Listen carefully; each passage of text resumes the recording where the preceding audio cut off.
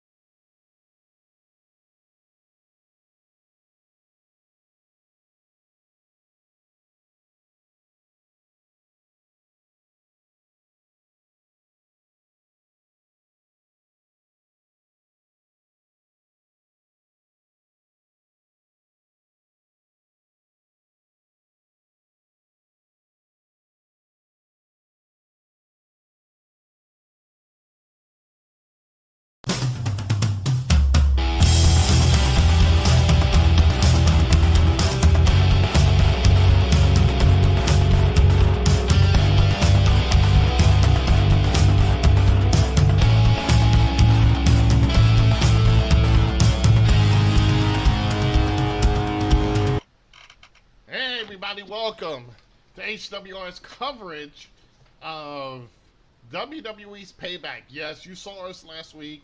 We dismantled SummerSlam, and now we're gonna punish Payback. First of all, I want to introduce. He is the boss man himself. We missed him last week, but he is here tonight. He is our leader, Rick Head. Rick. What up, guys? I know I've been in hiatus for the past couple of weeks, but you know what? Summer's just about over, and fall's coming back, and I'm glad to be back at the Hardcore Crew. All right, and he is the gourmet cooking, guitar picking Southern man himself. He is the incomparable one, Lance Moss, Lancerooney. What was that you called it? We're gonna punish Payback. We're gonna punish Sounds Payback. Sounds kinky. Only if it's Liz Morgan. Hey, there you go. And maybe Ruby Riot too. I'm down. You can have Ruby Hey, Riot. there you go. Well, all right. We're waiting on Zoe to show up, but we are starting off Payback with the pre-show, and we're gonna be doing our picks here. But right now is the opener, the kickoff match, which is the Riot Squad, or the new Riot Squad with new outfits, which I approve. It is Ruby Riot once again teaming with Liv Morgan, and they got some great outfits on, and they're taking on the Iconics, who I've heard has been really working and learning. They actually are learning much better, and they are greatly improving. So this match is going to test that theory here. You know what, Rick? We've got a couple of matches to go. We still got a lot of the main roster matches. I'm going to go on the limb here, and I'm not going to actually. Okay, that view was interesting. Um, but Cher's in the ring now. I'm going to call it Rick. Yeah, I think she just wears too much makeup. My God. Yeah. Liv Morgan should have been Sister Abigail, but that's me. Anyway, Rick, out of these two teams, who do you pick? I'm going with the Riot Squad because they're pretty much a renewed, refreshed tag team. They're not really a stable anymore, so I'm definitely going with them. Besides the Iconics, they've always been pretty much the job squad. Yes, they have. And we've always made fun of the Wyatt Squad. I mean, not the Wyatt Squad, the Iconics. Excuse me. See, that's how bad I am with them. We the for not being good workers. There's been word in the back that they actually have been training more. They've been trying to get it. They're obnoxious like any heel tag team, but in here they are improving. They're actually doing a little bit better. So we'll have to see. But let's go to you, Lance. I'm not even gonna guess which team, but go ahead. Which is your pick today? Okay, first off, something you said keeps popping into my head. They keep improving. They keep learning. They keep this, that, and the other, which tells me Iconics should have not gotten brought up when they did. So I'm going to go with Ruby and Liv. Obviously, that's actually the wisest choice. And again, I made this many times. I said this: when you're a tag team, you must look alike. You must wear outfits that at least shows that you're a tag team. In the Iconics, you don't have to be identical, but same color, same similar looks. The Riot Squad are doing that. The Iconics have their look. So it's good to see them doing that, and I think the blonde Iconic, I think her shorts is something that are coming so loose because they can easily see a crack. Look over at Twitch because we are being broadcast on Facebook, YouTube, and Twitch. We have Ryan, who is SGG Dramoro. He says, "Looks like I'm here to watch y'all watch Payback." Absolutely. We are not streaming the pay-per-view. We are not streaming the pay-per-view. We're going to offer our comments of the matches, and we're going to give you like up-to-date results throughout the night. Wait a minute, I thought I saw Charlotte Flair in one of those TVs, or a look-alike. So that's what you're going to see more often. Let's play, everybody. You know what? The matches are secondary, Rick. Let's see which moron in the Thunderdome is going to do something stupid. Are we going to see Chris Benoit again? Are we going to see Kermit the Frog? You know, at this point, you don't know. You could probably see Elvis Presley. I wouldn't be shocked. You know what? And just the other night on SmackDown, they did have Kenny Omega, legitimately the vice president of AEW and a worker, one half of the AEW Tag Team Champions. He was live on SmackDown, and he even said it.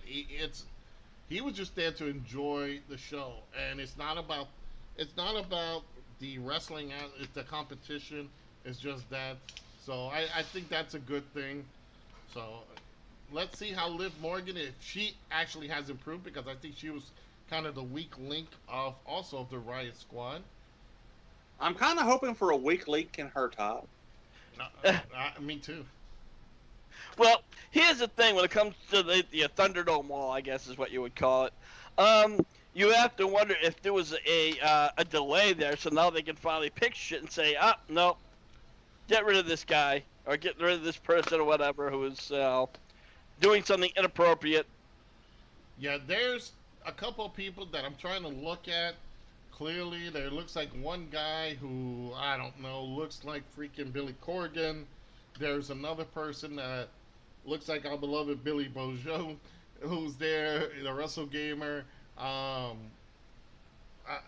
There's a couple of people that are repeats. You can see that they fill them up with repeats. Here's what I got to say about this. When I first saw or heard the term Thunderdome, I thought it was going to be a hell of a great cage match. I thought it was going to be one of those things that's going to be a cage match. It's going to look great and blah, blah, blah. And I was like, hey, that ought to be interesting. But then when it turned out to be this, I was like,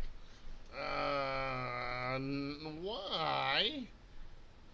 So. You know, I have to agree, especially now because the fans' response, it's a canned thing. It's just generic, just like background cheering. It's not really them cheering or whatever. And here's another thing that I have is that AEW always seems to be one step ahead of WWE, especially nowadays with the COVID situation.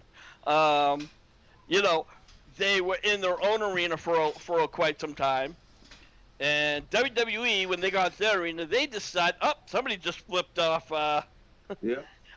But WWE decided, let's do this, wall. And, Wait a minute. I think somebody is naked beside where the black bar is. No, that's a white shirt.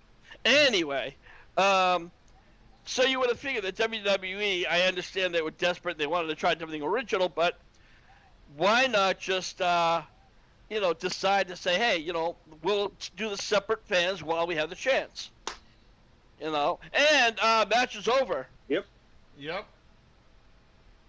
And, Ruby Riot got the win for the Riot Squad, which I think we all called. Yep, absolutely. I think, honestly, Mandy Rose really wasn't getting a lot of a push since... That's Liv Morgan. Yeah. Liv Morgan, Mandy Rose, okay, they're both hot chicks. The glamour girls. That's what I used to call them. I used to call them the glamour gals because they look you're right. so I did much fuck up, but all aside, yes, Liv Morgan and Ruby Riot, for one reason or another, they really just never got pushed that hard, especially when Liv Morgan was on her own. And then Ruby Riot was out doing an injury, and she came back.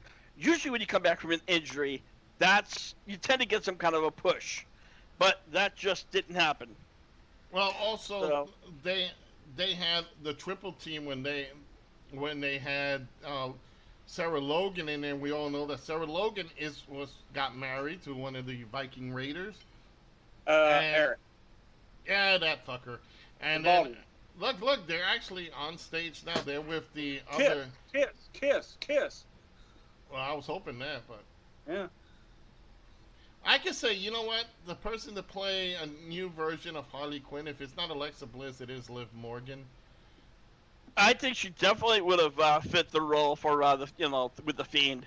She has shown that she can have that little dark type personality. She has Alexa Bliss. I think the reason why they pushed her for it is because one, she's more popular. The fans are definitely, she can get over in one form or another, but, so I guess that was, the one thing, WWE always wants to push the big names. And, Alexa Bliss, she's definitely on the top tier. Mm-hmm. Well, backstage we just saw the Riot Squad kind of take over the commentate little whatever that backstage bullshit is named. Well, you mean the wannabe ESP Center? Yeah. Well, yeah, there you go. The pre-show table. Well, yeah, but I call it the ESPN thing because ESPN has been doing this for years, and all of a sudden, Vince McMahon decided to do, we're going to do what they do because it's a really professional thing. And, of course, we had to have this simple thing. Joe, I'm sorry, but I was happy when it was at least just 2 or 3 guys, or even, 2 commentators who was just sitting there, just talking. Now this is all we're going to sound professional rather than just do the, the heel and baby face. Yeah, it's now a cluster because you got so many minds. Now, I know this is the pre-show. And the pre-show, basically, they just are going to go out and just do a couple of these, talk about what's going to happen tonight. Like what we're doing. Yeah. I personally miss, getting to the point. I like this. I don't mind the too many people. But most of them just don't remember who they're talking about or all that. Or they don't feel natural. So. Well, that's because it's all choreographed. Oh, absolutely. It's all scripted. So. Absolutely, scripted. But even still, all the same, I noticed actually it's less time because before it was like an hour. And now it's down to 30 minutes. Thank God. No. Yeah, well, exactly. This has been an hour. Yeah. Oh, has it been an hour? Okay, well, I guess hasn't been paying attention. So for me, it's been shorter. But I guess that's okay. We don't do it too. Yeah. well, like look at SummerSlam last week. Usually the big four, they're like what, 4 or 5 hours plus 2 hours for the kickoff show. 2 hours is usually Mania kickoff. Yep. Well, correct me if I'm wrong, but even last year, the year before, they were doing like 2 hours. They did it for the Rumble, the Survivor Series, WrestleMania, of course, and SummerSlam, because SummerSlam's considered the WrestleMania of summer. Mm-hmm. So, but again, they didn't have it. I'm glad because it really wasn't needed. The show was over real quick. Next thing I know, I'm like, holy shit, it's like 10:30. Yeah. For crying out loud, Raw's longer than that. Yeah. Now, here's the other thing that I'm going to look at here, and I think we have to address really fast, is that there's no more such thing as good heel commentators and good guys. I think they should bring that kind of back, because I was watching a couple of the SummerSlams. Like, I watched the 88 SummerSlam, that's the inaugural, and then I watched the WrestleMania 3, Survival Series. I watched all the early ones. And what made them great is not only what's going on in the ring, but it was the commentators, Gorilla Monsoon and Bobby Heenan, or Vince and Jesse the Body. So that's another thing too. I have to say, thank you, Chris. Chris liked the stream. Thank you very much, Chris. That is Trent Killer Syndicate, and he is here with us. He's watching the stream. Thank you very much for that. So I appreciate it. Yeah, again, thank you very much. Yeah. Now, I love this segment right here. Now, I don't know if you guys caught the full one where Randy Orton completely missed the punt. Absolutely missed it. Mm-hmm. oh yeah. And now, of course, they're like, cutting it in half so that way it doesn't, they're completely Creative not editing. showing the kick. That's creative editing. One of the things I'm going to say, too, is there's tonight Keith Lee's supposed to come out with a new outfit, with new music, because what they gave him really stunk and the fans didn't like it. And I heard he didn't like it himself. So we'll see what happens tonight with his appearance against the Viper. But let me go over a couple of things. There go Jenny's likes also the stream. Thanks for liking the stream. That is the Bratty, my daughter. Let's go over real quick. These are the matches tonight. Universal Championship match. The Fiend, Bray Wyatt, will be taking on the former champion, the Monster, Braun Strowman. And now added on, the returning Roman Reigns, who now has Paul Heyman in his corner. So we're going to be seeing that. There will be the one match I'm also looking at is the WWE Women's Tag Team Championship. It is the role models, Bayley and Sasha Banks, defending their titles against what I call the Matt Truck Disasters. It is the Shayna Baszler and Nia Jax. Keith Lee, we're seeing the promo here. At least we're seeing it. You guys can't see it unless you got the WWE Network. It is Keith Lee, who just debuted on Raw, is now, I guess, in a match with Randy Orton. Mm-hmm. The United States Championship is on the line. Apollo Crews again defends his belt against the same faction. This time it is going to be Bobby Lashley. We're going to see Matt Riddle taking on King Corbin. Why? I don't know. I could care less for either one. Big E taking on Sheamus. Sheamus got that little fedora now. I guess he thinks he's Dum Dum Duggan from S.H.I.E.L.D. from the Marvel Comics. And then we have probably that's going to be the main event. The Mysterios, Ray and Dominic, taking on Seth Rollins and Buddy Murphy.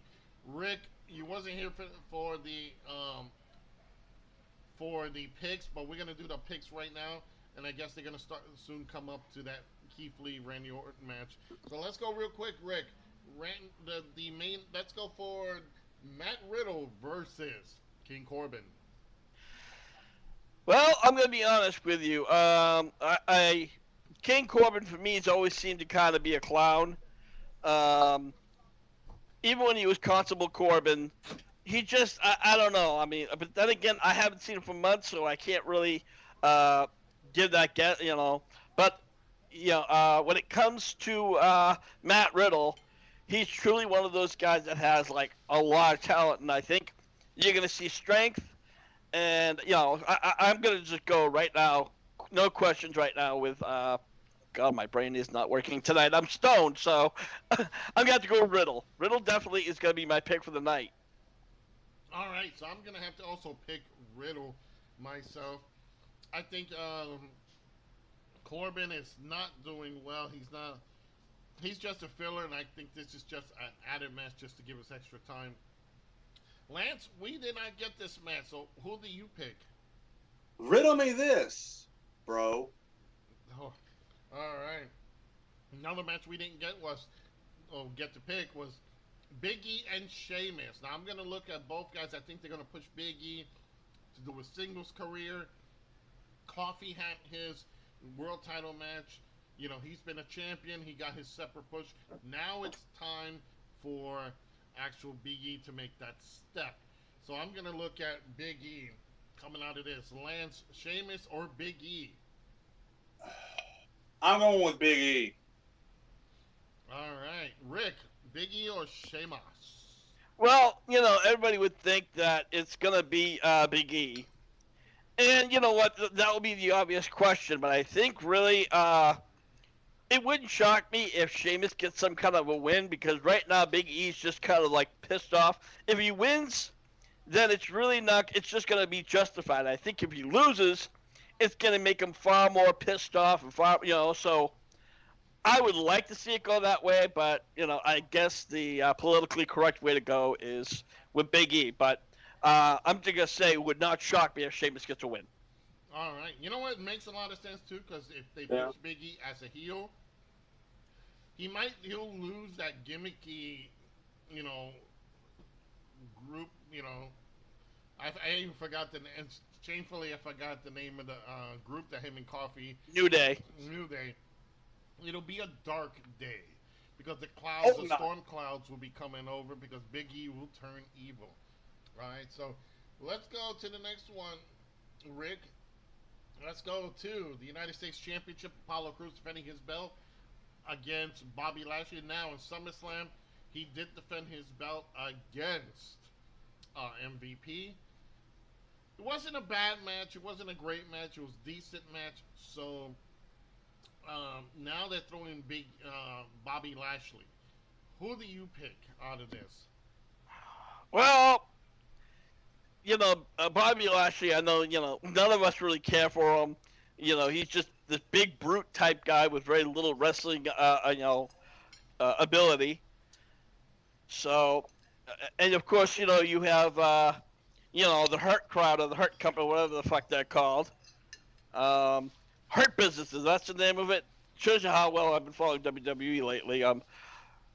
So I would like to think that again you're gonna have Apollo Crews be the underdog who gets the win, and you know what? That would, for me, again, I would like to see him get that win. But don't be surprised again if you see Bobby Lashley get the title. All right, let's go to you, Lance. Who do you think, Bobby Lashley or Apollo Crews? I'm going Bobby. No, Lance, I'm not letting you go there. You have to do it right. I'm going Bobby Lashley. A nod to Tony Atlas right there. All right.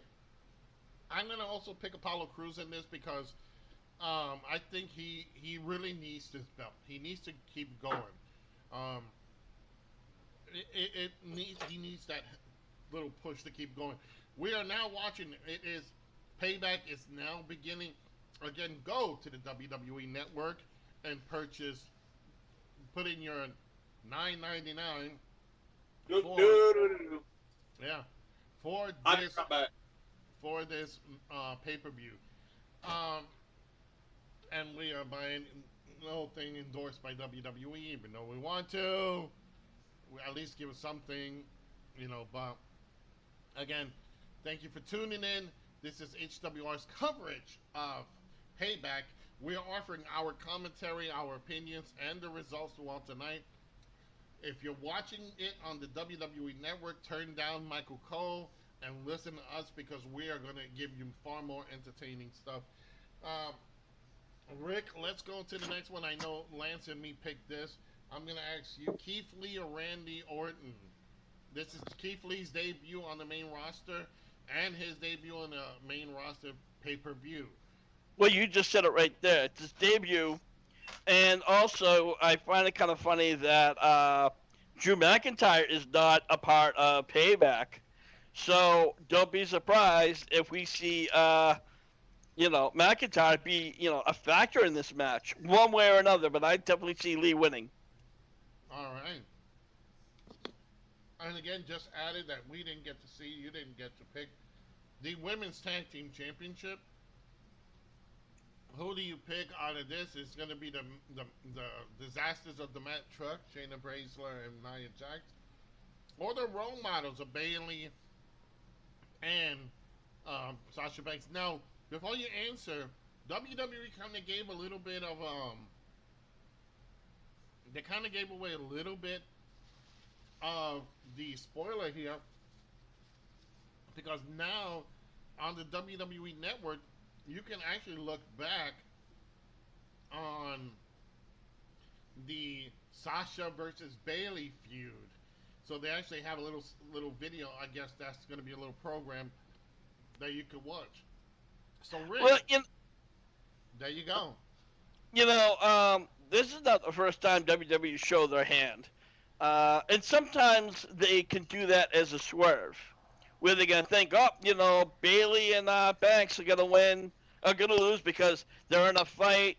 And, you have this new tag team between Shayna Baszler and Nia Jax. I'm just going to go out on a limb, and I'm just going to say that, Nia and Baszler is going to get the win. And I hope so too, because we need new champions. To be honest, though, I think they'll be transitional champions, if you ask me. Yeah, that's all it's going to be, because I can see those two just destroying one another. All right. They are doing the Thunderdome introduction, so you got kind of the live crowd there. And again, this is... Thunder. Yeah. There she is. And there's a Vicious Vixen in the house. Hell Absolutely.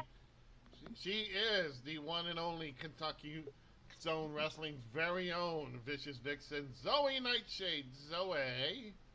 up. I ain't slept in 24 hours. That's okay. After this, you're going to get plenty of sleep. I doubt it. I'm gonna attack my dog that's twice my size. All right. We're starting off the pay-per-view right now. We're starting off Payback's pay-per-view with the United States Championship match.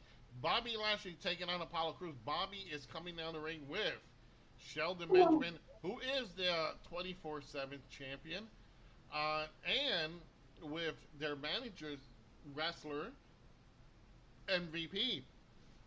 Oh, hold on. I did not know that Shelton Benjamin was the 24/7 champion. So that kind of, for me, that I'm going to say this right now. I would not be surprised if he winds up somebody challenging him or attacking him to get the title. And he doesn't have the title no more, though. R-Truth does. Oh, he does? I'm hoping Truth Yeah. beats his oh, okay. Well, He got his baby back. well I'm sure this is just going to be one of those things that's going to happen. I don't know. But,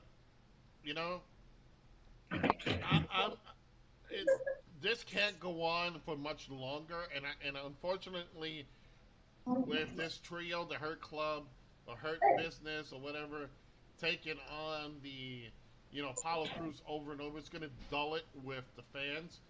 So, You know what? I'm sorry, but MVP for me, he's. I've never been impressed with him, not once. What has Me, he done anything in the company, in wrestling in general? I swear, this group right here, this is like Shelton Benjamin is before steroids, Bobby Lashley is on steroids, and then MVP would be after the steroids. No, MVP. No, I would say MVP is just just a burnout altogether. But he's after the steroids, and you start looking like an old man. Yeah. Let me just say one thing about that I'm happy about for MVP. He's not in All Elite Wrestling. That's always a plus. Absolutely. Zoe, we're playing a new game.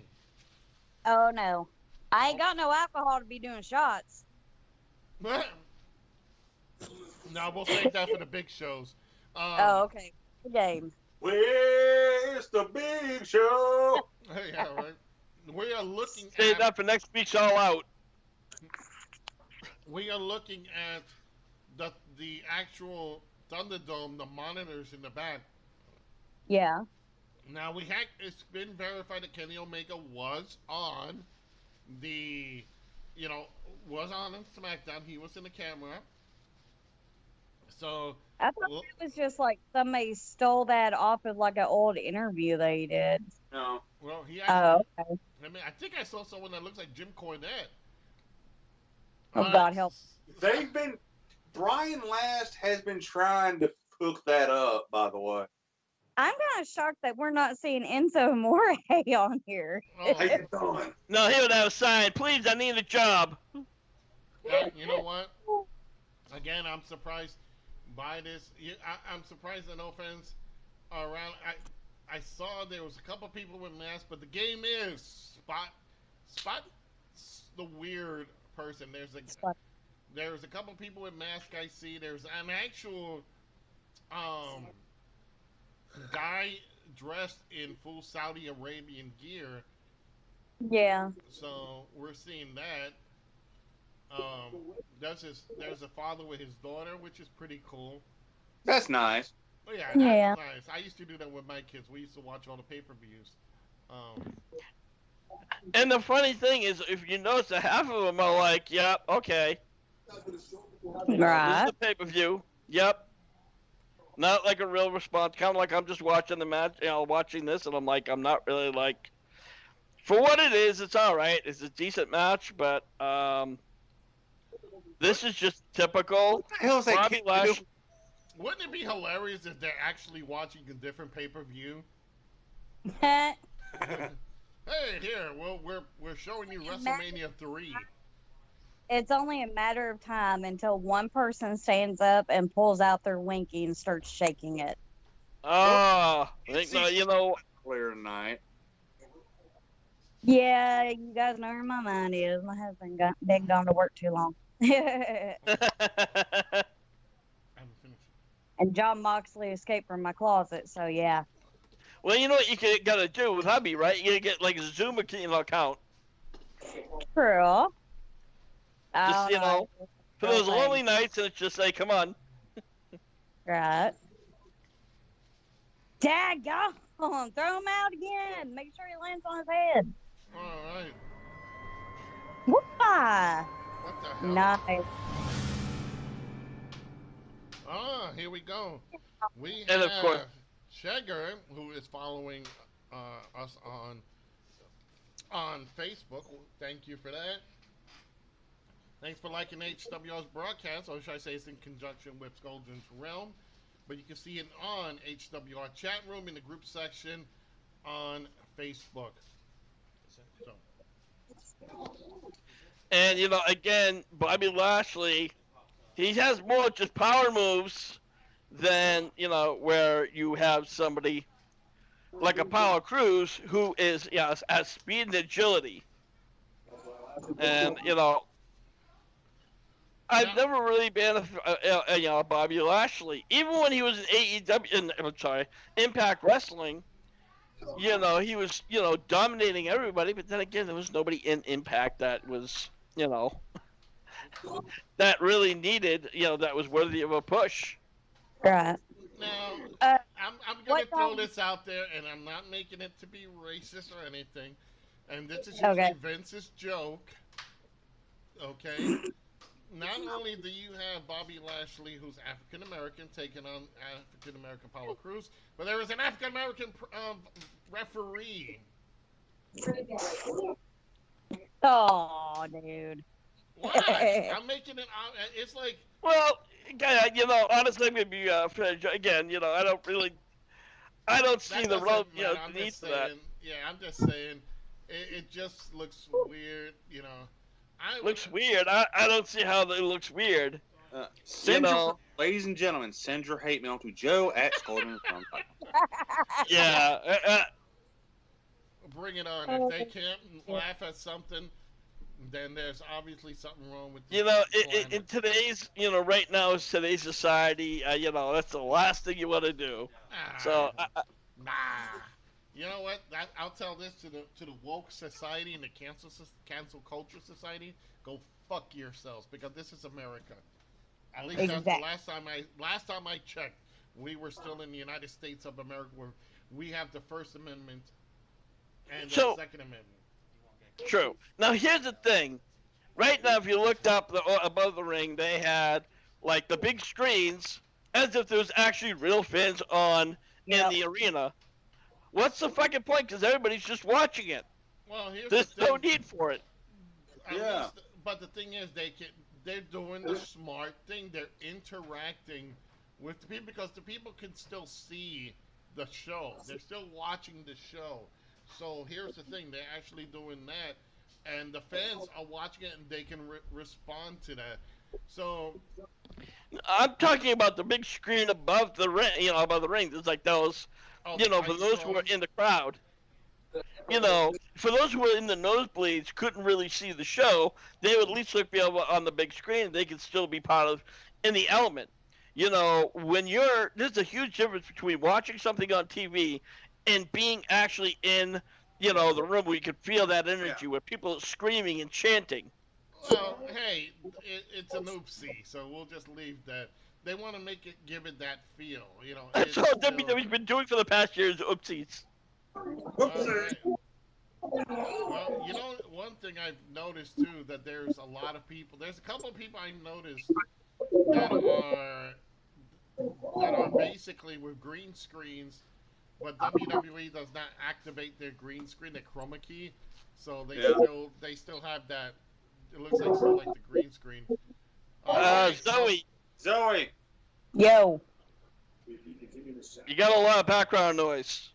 Sorry, I'll mute it. Okay, so here we are.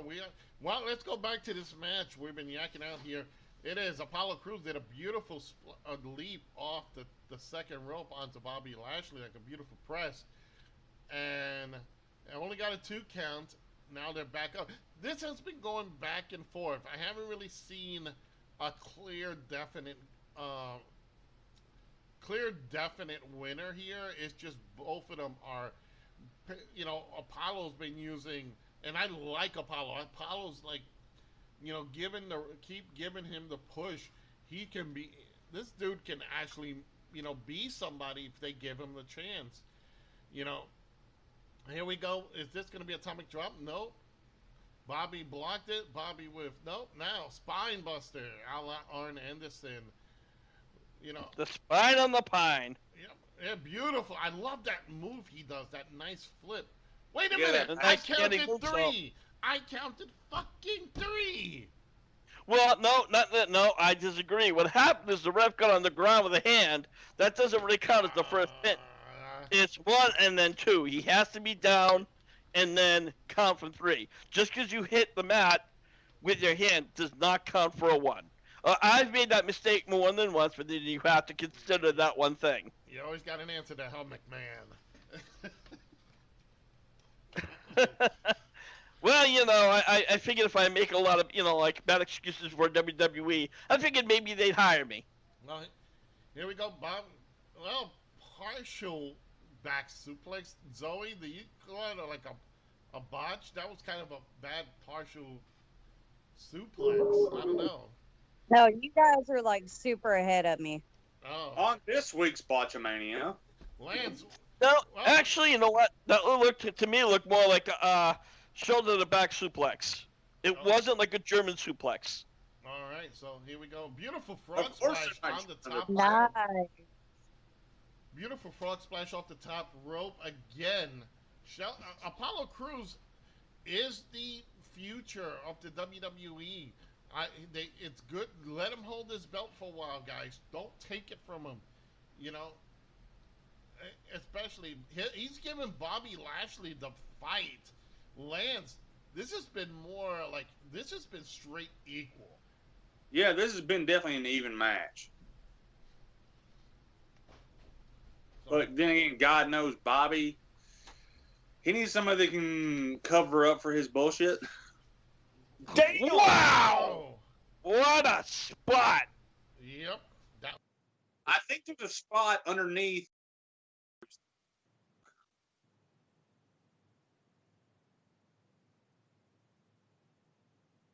all right. Oh, he's got him in a full Nelson What? Oh, with a grapevine. Hey! Oh, Jesus Christ! Match match is over? Over. Over. Okay, I gotta say I'm very surprised there. I am flabbergasted. What the hell? Oh, they got the camera guy. MVP brought the camera guy there so they could make sure to take pictures. And you know, here's the thing. It's not the fact that he only won, but he had him down, and I think Apollo Crews tapped out in one my minute. God, look at this. Look at this. Oh, like Jesus geez. Christ! Like They that. actually do a picture. Look at this. Actual photos that they doing there.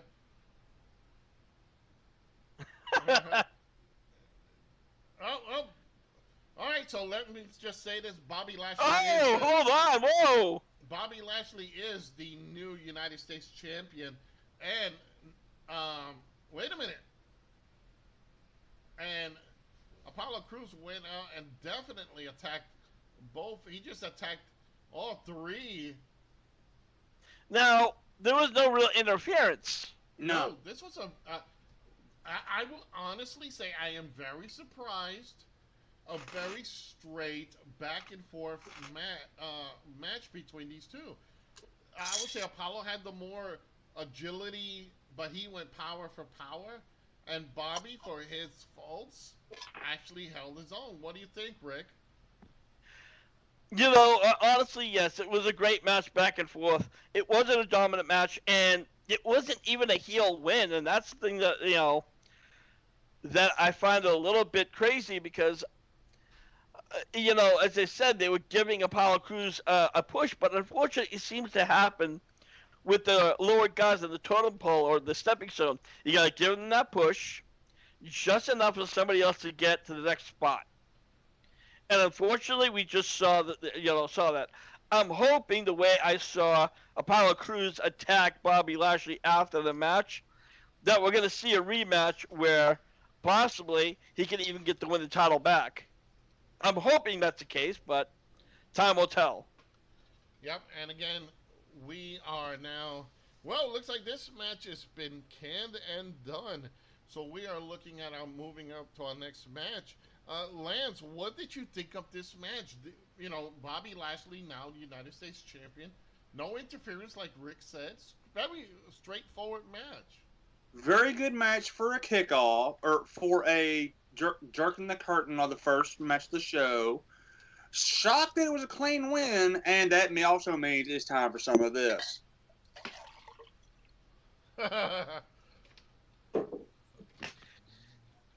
Lance is It's getting that drinking and drink. smoking on HWR. Hell yes. All right, so we're moving on to the next. Looks like they're getting ready for their next match here. Again, looks like Taz just left. So there is Corey Graves with Michael Cole. You don't want to listen to Mikey. Mikey's been there too long. His commentator's stale. He is stale. He's a company man. He's a company Joe, man. quick question, Joe. Did you ever want to listen to Michael Cole? Absolutely not. Even when he was going up against Jerry the King Lawler in that horrible segment years ago. Yeah. We did not want to see that. So let's just say, you know what? Unfortunately, WWE has it still with him, but hopefully, that won't be the case after some Now- time. Hopefully, but yeah. Now, I want to remember, if I want to go back in history, since we're talking about Michael Cole, and if you remember the first time they did the draft, and Michael Cole was over on SmackDown, and Jim Ross was on Raw, and I remember when they finally announced that they were doing the switch, and you could just see in Jim Ross's eyes, he was just like, you know what, whatever. He just seemed to be a little upset. I guess upset, but he wasn't gonna complain. He just it was a shame because Michael Cole, honestly, to me, even today, is not a great commentator. I don't even think he really knows a lot of the technical wrestling moves that we see that Jim Ross does, No, and even Tony Schiavone. I gotta say, Tony Schiavone knows some of them. He has been in the business very, very long, since the '80s. So, I think that's just the commentary style, I guess, and also WWE has taken out those words because they want more fancier words than pile driver and all that. So that's going to be the thing. Shane Herbie says that Michael Cole is garbage. He said, and he'd rather listen to us. Thank you very much, Herbie, with that. Even Lance, you want to hear Lance? Lance? Hey, Herbie, you figured out the app yet? All right. Well, we just also found out that Roman Reigns is now a Paul Heyman guy, and right now Who hasn't been? Yeah. Mhm. We're waiting now to see the next match that's coming up, and again, they're broadcasting a lot. They're showing off a lot of matches. Now it's Keith Lee, who I like. Keith Lee. Keith Lee Yeah. is that wrestler's wrestler. He is an old school guy. He kind of reminds me of Big Cat Ernie Ladd. This guy's got such a promising future. He just needs to work out a little bit more, tighten up the body. I disagree on that one. Well, Because you know what, he's almost has that that Big Mac truck Yeah. Yeah. look, and he has the agility along with it. It's almost like I'd say Big Van Vader type look, but Van Vader really wasn't that agile. He had a few. You know who I'm gonna put, Rick? Take out Vader and put Bam Bam Bigelow. Bam Bam Bigelow again. But when you look at Bam Bam Bigelow, Hall of Famer, a great wrestler in his own right, I think that you had Keith Lee, who's like twice the size. When you look at Bigelow, he's more trimmed down. He was a tall guy. He definitely had some muscle mass, but was not cut. But again, Keith Lee, the bigger guy, stronger guy, and can fly over ropes. That just says something, So I was impressed when I saw Keith Lee when he was down in NXT, and I'm like, wow, this guy can move. Absolutely. It looks like we're gearing up to the other big match one other match of the night, which is the Sheamus versus Big E match. And again, I'm very surprised with this match because Big E's been kind of turning heel a little bit, and I saw the Miz was kind of pushing his buttons there about coffee and all that. So I gotta say that, Rick, the two had kind of a little bit of heat, even though it wasn't really planned heat. But he was pushing the button, saying, "Hey, you know what? Coffee's done this. What have you done?" Honestly, and then that was a great idea. And the last time we saw something like this, it was in Daniel Bryan and the Miz, where the Miz was kind of pushing his buttons. Now Bryan was on the shelf due to injury. We thought he was retired, but it took forever to get to that story. But if they're going to do it this way, where there's going to be heat real fast, like I said before, I think the right idea, if you really want to give Big E that heat push, have him lose to Sheamus in some form, in one way or another. But right now, unfortunately, you got a political correct thing. It's like, I think Sheamus should win to give Big E even like just being that more pissed off. But if you want to go the politically correct way, Big E's could win. So, I'm going to talk. The coin's in the air for me. Absolutely. And speaking about coins being on the air, here is another match coming up. It is Sheamus. He's in the ring right now. He kind of made that return to the WWE.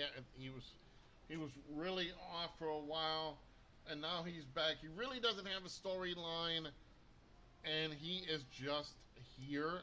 I'm just gonna put it that way. Zoe, are you here? Zoe had to leave. Okay. Well, okay, Lance. So let's go to you real quick. We see this look that Sheamus has. He got rid of the super mohawk. Now he's got the hat, the coat. I don't know if he's supposed to be like a Belfast bully. I don't know. He looks a Belfast pimp. Yeah. Like a Belfast pimp. Yeah. I like that. I just saw that. I'm like, what the fuck? I was out in the kitchen and I'm like, I see that now and I'm like, oh my god. I got an idea for the perfect. I'd like to change my Big E's winning. I got a great idea for a tag team, and hear me out on this one. The Belfast Pimp and the Godfather. Oh god. Yeah. They trade. You know what? 15 years ago it would have worked, but right now, no, not likely. That and I gotta say this. I am very, very upset. It's so horrible that WWE writers, you gave this guy such a horrible gimmick. Go ahead, Lance. That and I'm pretty sure Godfather's in Vegas looking at strippers, as we call them here in Memphis. Yep, there you go. He is coming down to the ring to the New Day theme. He is the solo member now of the whatever the New Day. Now where's Kofi? Well, Kofi's I think injured. Xavier's still out with an injury. Jesus. So Big E made sense to put Big E in there. I just wonder. Here's my problem with this. If you turn Big E heel, everybody's so used to him being the nice, the nice guy, the wiggle the hips guy. For him to be a heel, I think it's gonna hurt his career. They could have just Not left him as a babyface. Go ahead, Rick. No. Again, before all this happened, Big E wasn't going anywhere. Then they had a New Day, and that, for everybody's career, that skyrocketed. So I think, again, this would be an opportunity if they push it the right way and they do it, if they, do the storyline the right way, I could definitely see him being a top heel. All right, well, Big E is definitely showing a little bit of an aggressive side. All right, Sheamus got him with almost like a fingers lock, Lance. Is that safe to call it that? It's like a finger lock with a wrist lock in there or something. Is he no selling for Sheamus? Yeah.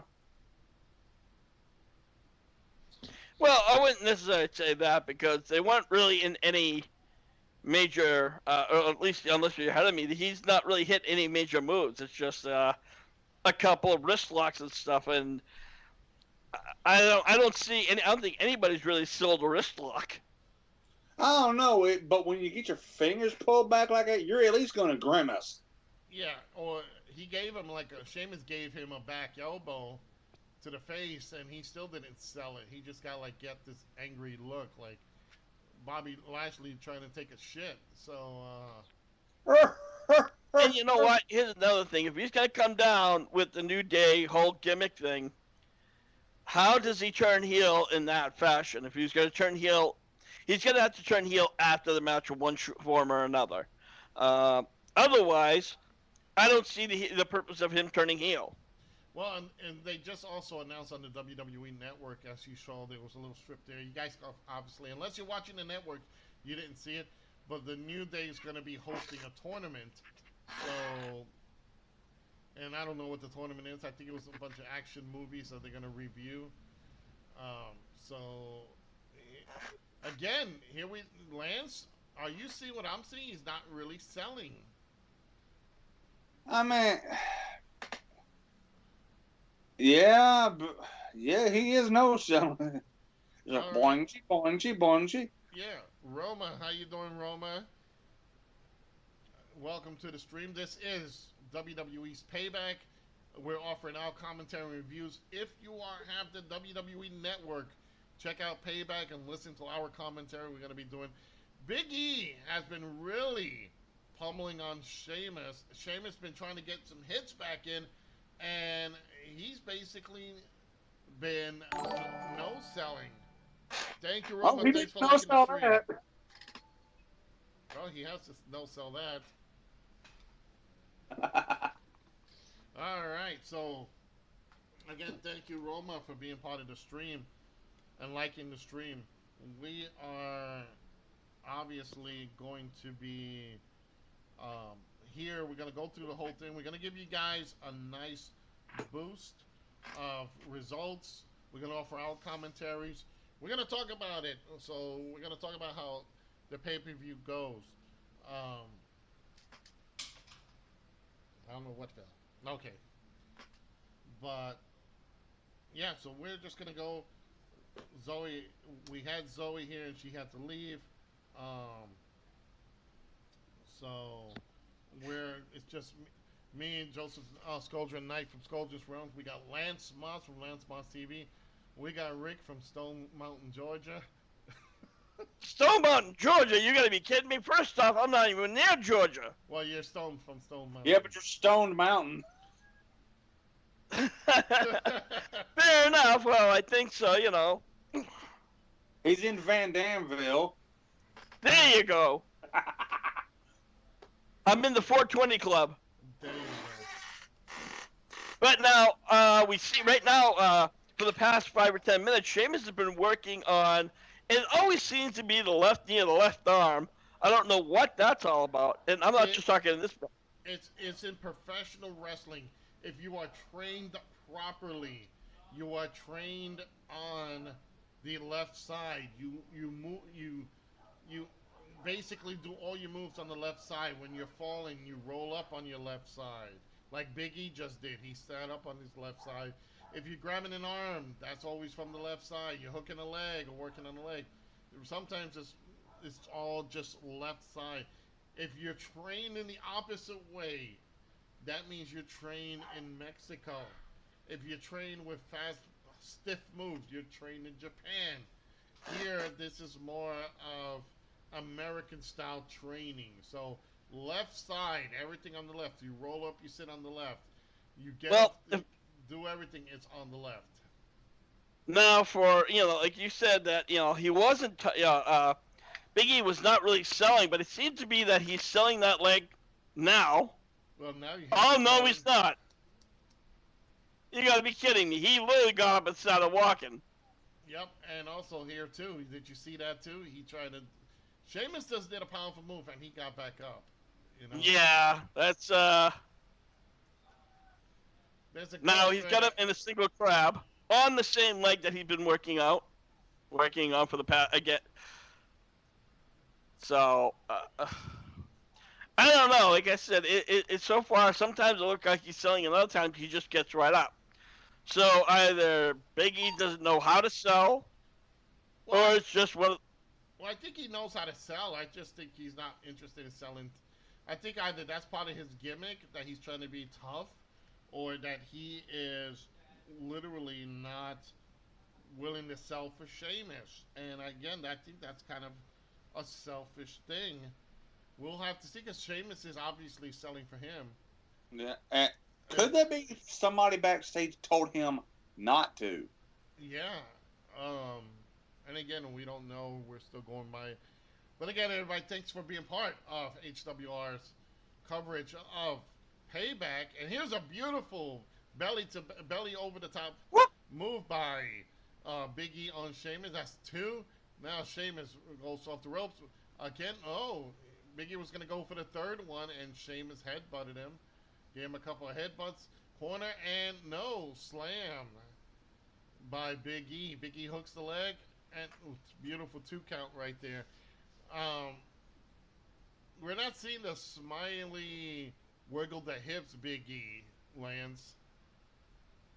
And honestly, I'm glad. Because, yay, I'm fighting a guy. My buddies are gone, but yay, I'm fighting a guy. Yeah, right. Let's go to you, Rick. What do you think? We're not seeing the smiley. Beautiful. Sheamus just slingshotted himself back in with a shoulder breaker. Hey, I think I just saw Jean-Pierre Lafitte out there. So, beautiful slam right there. Edgar Law, thanks for following the stream. And check out HWR in the HWR chat room on Facebook in the group section. So make sure if you're a fan of wrestling, check them out. Well, Sheamus roughly picked up Big E and holding him there. And a beautiful slam. Right Oh, wheelbarrow slam. yeah, absolutely. All right, Big E with a last minute pick up the shoulder. Now, you were talking about how we see the quote-unquote angry Big E, and usually when you're in a match, you're not worrying about a heel or a babyface, and if you notice about like maybe 2 or 3 minutes ago, he kind of did that hip swirl, so I think it's more of a match situation. We've talked again time and time about how Big E's going to be turning heel. That pretty much all started from when he was on Talking Smack or Smack Talk, where The Miz was pushing buttons. I would like to see Big E lose, and therefore it would definitely piss him off even more. For him to win, I don't see the reason for him getting all upset. It wouldn't make sense. All right. Edgar says he requested to join the HWR chat room, Rick. So you should have. All right, 1 sec. So you should have him going there. And again, thanks everybody. We are offering our commentary. We are not streaming the pay-per-view, but if you want to listen to us, you can tell down, watch the pay-per-view, go to WWE Network, get the pay-per-view, and listen to us offer our commentary and opinions. So far, this match has been back and forth. Sheamus has been really the hard worker here. He's been going, really doing what he can. Big E hasn't been selling much of it. Now he's slowly starting to sell it. And Joe, actually, I think he's asking to join Skeletons Realm. Okay, well, I'll check that out over here. Don't forget. Let me see here. Yes, he did. I'll have to check it out. Also, check out HWR in the Facebook in the group section, HWR chat room. So, Edgar, make sure you check that out there as well. Oh, there go Big E with that spear from in the ring, out of the ring. You think it was? I can't wait for some. I think the girl was squeezing her boobies. Oh no, she has a little pop. She has a Sheamus little toy in her hand. Do you see her? That look like something. Yeah. Chick in the purple shirt. It looks like a Baby Yoda. No, I don't know. That's Sheamus. Oh, wait a minute. She has a puppet. That girl's awesome. That girl's awesome. She has a puppet. She has a puppet. Oh my God. Yes, everybody definitely be part of this. And I also do game streams. Lance does guitar picks, and he does. Whoa. I do Lance Moss TV and Friends Coffee Time on Tuesdays at 7 Central, 8 Eastern, and weekend editions of said show basically whenever the hell me and Zoe are bored. There you go. So right now, well, that was a beautiful knee by Sheamus on Big E, and don't mind me, I am looking. Neil also is looking to join the Skeletons Realm. Again, everybody, Also, check out, you know, definitely check out HW1, the HW chat room. We are always looking for more people to come over there. And I do video game streams. Right after the pay per view, I'm going to be doing some more Dead by Daylight. And well, damn. Well, that's Scrooge Seamus. Let's say fuck Seamus. And Big E got the win. Absolutely. Lance, what the hell? I don't know. That was a clean win, a babyface win. So. Yeah. You know. But.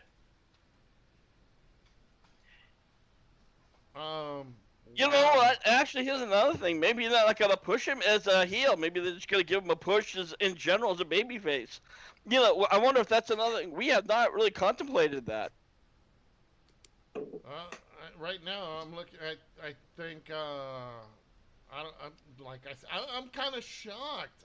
I'm literally am. Shocked. Hold on 1 second. He's kind of going off. He's ranting.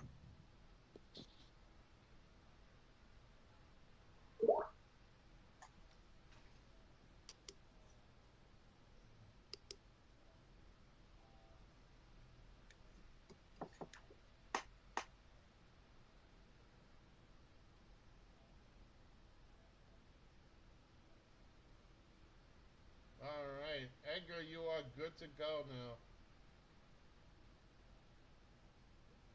And again, thank you for being part. Again, I will be doing HW. Not only we'll be doing more HWR, doing the pay-per-view, but I will be doing more streams. Again, check out everybody as well. So definitely be part. Check that out as well. Herbie, thanks for liking the stream, Herbie. And that Rick. Well, if you saw him, he was almost ranting. What's his name? I forget his name. The guy with the mohawk guy. Sheamus. No, not Sheamus. The commentator. Corey Graves. Corey Graves. Thank you again. I haven't watched WWE that much. But anyways, again, he's saying, you know what? I'm on my way to my, getting a chance for my WWE championship. Hello. So he's already, on his way to go in that direction. It hurts now. Now it hurts. Now we got Matt Riddle here. Yeah, but just look at her. Yeah, that's what I'm trying to focus all my attention on. All right, we got Matt Riddle. We need to pan down a little bit. Yeah, and I know, right? This loser. Him and Van Damme must share the same room because they both look like they've been high. Yeah. Yeah, that's what he looks like.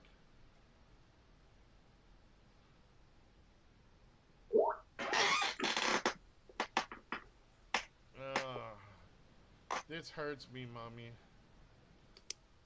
Like,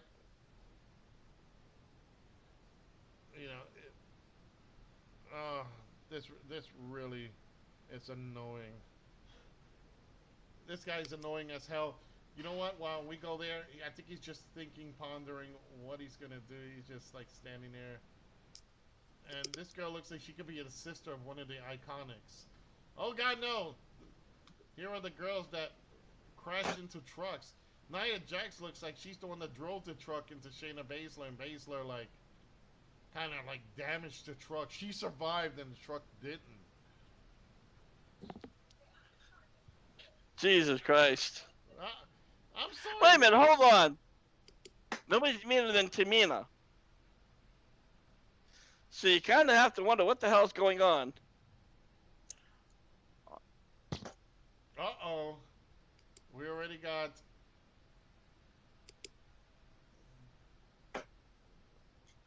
You know what? I could actually be all right with this team. I actually can be okay with that team. So... Oh, no, not these two jerks off. What is it, Crime Time? No, not Crime Time, not Party Posse. not not Private Party, not I don't know whoever they are. Rick, do you know who they are? Lancer, you know who they are. Um, Well, whatever. They're showing an ad for World of Tanks, where if you subscribe to World of Tanks, you get this download where it'll be the SummerSlam special download where you got Sergeant Slaughter, The Undertaker, Stone Cold Austin, and Becky Lynch as skins for your tanks. So make sure you check that out. All right, so they're now doing a little skit here, showing off some indie work. They're showing some of the work that the guys that are in NXT were part of. And I used to run an indie company, so it's okay. Here they are. They got. Damn, I didn't get a chance to watch. Well, it was Evolve, Progress, and maybe some others. But we are waiting here. Uh-oh, Lance. Oh, no, Lance. No. The pay-per-view just got worse. It is now, unfortunately, the time for King Corbin taking on Matt Riddle. And here comes Corbin on the throne, and these guys are probably wondering, why the fuck? We don't get paid enough to carry this fucker. Lance? right. You know, I don't know. There's so many gimmicks. I liked when he was the lone wolf. He had that stringy hair. Now he's bald, and they gave him the king gimmick, because why not? Because they think this is Game of Thrones. We're looking, again, we're watching WWE's Payback. It's sponsored by Hulu, so check out Hulu. I use Hulu all the time. I love him. Yeah, absolutely. Between that and Disney Plus, that's pretty much what I watch. But now we have King Corbin, and soon it'll be the Jai Bro himself, Matt Riddle, that'll be coming in. Rick, you know what? Let's have this serious discussion. Baron Corbin as this Game of Thrones king. I've been saying it for a while. It's just simple. It's foolish. I don't get it. So, until he changes this gimmick, he's not going anywhere. He's just gonna stay right where he is. Absolutely. All right. While the bro comes down, Matt Riddle. I want to do some quick shout outs to TKWA. It is Trent Killer Syndicates Wrestling Association. They are an e-federation made up of not only gamers but professional wrestlers. They all get together. They play WWE 2K20, so you get to see the characters. Why is this guy dancing to the... Okay. Whatever. Matt Riddle's going to each monitor and pointing at it. They go with feet there. You know what? Before anything else, let me continue saying. There, yes! Beautiful. Baron Corbin attacked Matt Riddle. And going back to TKWA, yes, they're an e-fed, so check them out. Trent Killer Syndicate hosts it. He also is an online gaming streamer. So check it out. Do the hashtag TKWA. Tony Capone he's brung back a promotion that I was once in. It is the NAWA, North American Wrestling Alliance. Go do the hashtag NAWA, and you can look up Tony Capone, and he's going to bring back a great promotion from the 90s. All right, so we're back here. Lance, I got to say, Matt Riddle, just because of the bare feet, reminds me of Kevin Von Erich. Yeah, with half the talent. With half the talent. you know, Rick, this is a good start for Corbin. Yeah, I'll be back in a minute. Okay, this is a good start. Hey for Joe, Corbin. do you have Andy on your account on on Skype? Yeah. I always have Andy on my here. But I think he has another one. I think he's looking for all lowercase Stoke Haunted 1.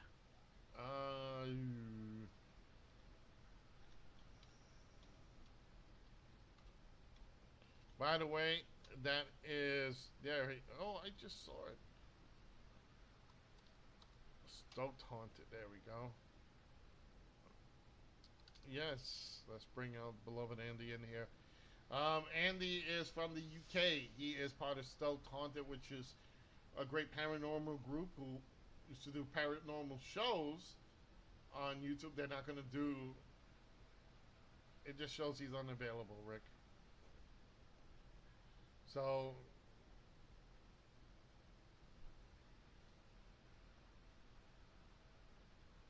Basically, right now we are watching this match. It was all Corbin. Riddle went to do his jump. Baron Corbin caught him, but now he has like an arm lock on Baron Corbin. He wrapped his legs around it, and Corbin reverses it. Looks like he's reversing it into a slam. Yes. All right. So this is part. This is kind of mid. This is bathroom break match. Neither of these guys interests me. I don't like Matt Riddle. I think, he should be more on the Indies or stay on NXT, go back to NXT. All right, so Rick, you know what? This match does not impress me. Not at all. And again, I'm trying to get our good friend Andy on. I'm working on it. There he is. Hey! All right, we got the son of a bitch in the house, and for those who are listening, we have a disclaimer. Andy Weatherall, he's a son of a bitch, and he says what he wants, Andy. Andy, good to have you. Great to see you all, buddy. Thank you very much. I hope me television's not being picked up. If it is, I'll turn it down. No, it's not being picked up. You're loud and clear. We were just talking about this shit show match, which is basically a shit break. Yeah, I'm just looking at the audience, but I can't see Kenny Omega tonight. You know what, Andy? While we're talking about it, while this match is going on, have you been following AEW? Yes. What do you think? What's your thoughts? I think it's going the same way that WWE is going. It started off extremely well, and then just seems to be becoming boring. I have to admit, last week's Dynamite wasn't that really impressive. And, for me, I can honestly say, usually 9 out of 10 times, I'm usually very impressed. But unfortunately, like all shows, unfortunately, they're not all, like, top dollar. And it seems to be, in general, go-home shows aren't really that great. And that's what it was, because next Saturday, there could be AEW All Out. And I'm going to be honest with you, I'm going to wind up spending that money for it. Because the one thing I love about AEW is they don't do pay-per-views every month. They do it every 3 or 4 months. Yeah, they do used to be called the quarterly pay-per-views. Mm-hmm. And that WWE should be going back on because it builds up storylines and characters. Meanwhile, I'm sorry that we haven't been. We're going back and forth. This match has been going back and forth. Baron Corbin is now once again in charge with a modified sleeper hold. No, that's a Cobra Clutch. Yeah, it looks weird. I don't think he's got it correctly. Let's get Sergeant Slaughter, and that's an order. That's an order. Andy, it's so great to hear you. I'm glad that you're doing fine. We all miss you. Not only do we miss you here in HWI, I know I personally miss the Stoked Haunted and just hearing you. This is a guy who's one of the most funniest guys to ever listen to. So great to have you. Thank you very much. I've had to send you all friend requests again because I've had to open a new account. Because my Skype account, I don't know why, has blocked me out, and it keeps saying it's sending me a text message. Yeah, send me a friend request, absolutely. And it's just sending it to my phone. I've just received nothing unless it's the time difference in America to the UK. All the time I see you and do not disturb. Yeah. Because we go on Skype all the time and we never see you, and I sent you a couple of times on Facebook, hey, just want to check up and see how you're doing, and want, because you and I, even when we're not on HWR, you and I just shoot the shit a lot. Yeah, I'll have to have a look at my settings then, but I'm on my laptop, so that causes me a few issues normally anyway. I'm not on my main PC, so I've had to log into my secondary account, which I don't use very often. So I've sent you friends requests on that one. It's the Stoke Haunted picture. You'll recognise it when you see it anyway. Right. Which is really weird. I just don't know why I'm locked out, and I've got a stupid number at the top of my screen, which I don't even know what that means.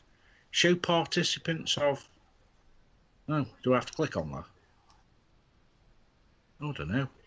Oh, that's if I want to pass the call on to somebody else. Yeah. No, I need to do that. All right. But again, everybody, Andy has been a longtime member of HWR. Very funny guy, as you can tell from the accent. He is Scottish. He's from. Right. He's British. British. I thought he was Japanese. I know, right? The way he pronounces certain words. But in all essence, Andy is such a funny guy to listen to. I'm glad he is back here. Zoe had to leave. So far, what kind of missed the move botch was that, Matt Riddle? You know,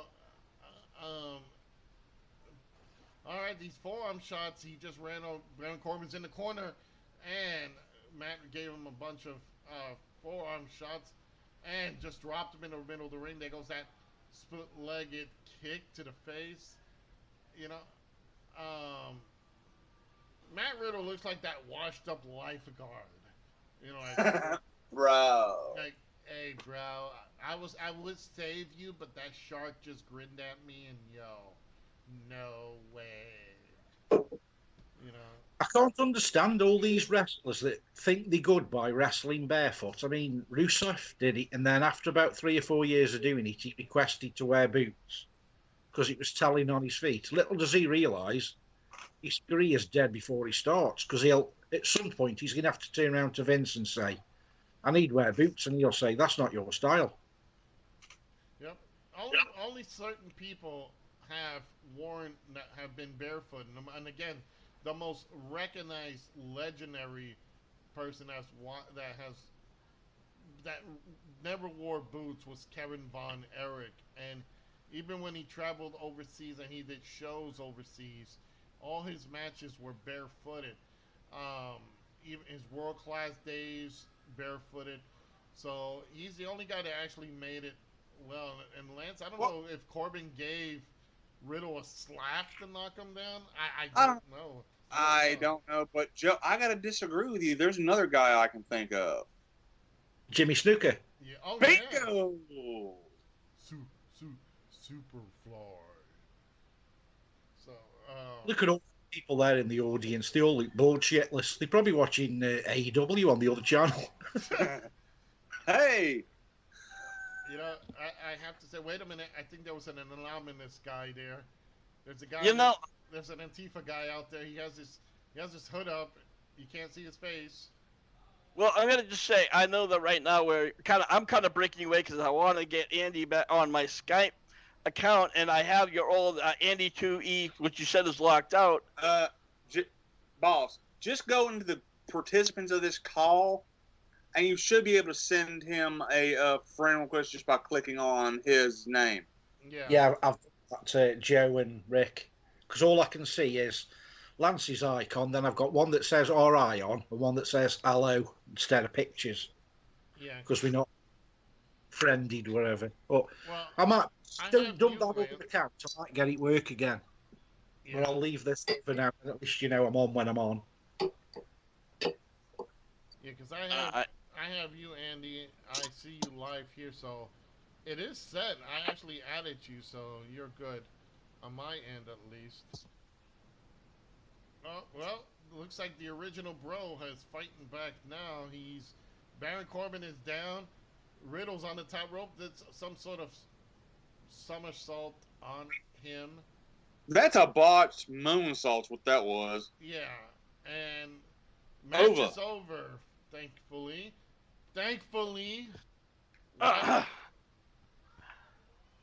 Even the Yeah, fans- Andy, I added you to my contacts.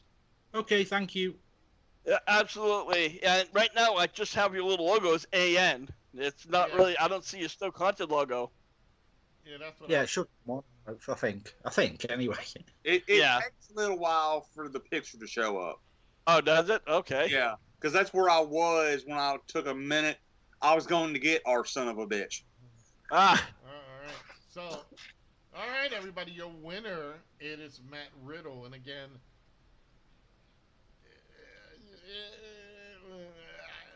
I don't Predictable. know what, this was not predictable. This was just a bathroom break match because neither guy is that great. I think with either guy, you have to put him in there with someone that complements him. The acrobatic style of Matt Riddle's more of AJ Styles and Jeff Hardy. King Corbin is more of a Sheamus, Big E type person. you can't even put him in that direction again right now. When it comes to Corbin, he's not doing anything. He's not even worthy of anything at all. Andy, your thoughts? I've never rated him that good, to be perfectly honest. I mean, he's all right, but he's just a joke of a performer. I just don't think he's got the talent. I really don't. Yeah. Now, right now, they were advertising that WWE. that new Battleground. WWE Battleground game. For me, it actually looks kind of promising. I've heard some people who really weren't really into it with me. I'm actually, I think that's going to be one of those games they're going to purchase, Andy. I need to see how it goes because nearly every WWE game I've bought has been identical to the last one. They've just got new characters in, and I just think it's a waste of money. But I'll see how it goes and then decide then. Well, Yeah, because this one more of like an arcadish style. It's not like the 2K of old. well, Yeah. we got a backstage. Hate to break it up, but we got a backstage Bring brawl going on. Baron Corbin just attacked. Hey, that's the catering. Don't fuck with the catering. Yeah, don't fuck with- Oh. You know, King Corbin just attacked. And who the fuck is this guy? I don't know. A full-grown version of Drew Maverick. All right, so we're back again. Everybody, check out HWR Hardcore Wrestling Radio on the group section in Facebook. That is, just look up hashtag HWR chat room.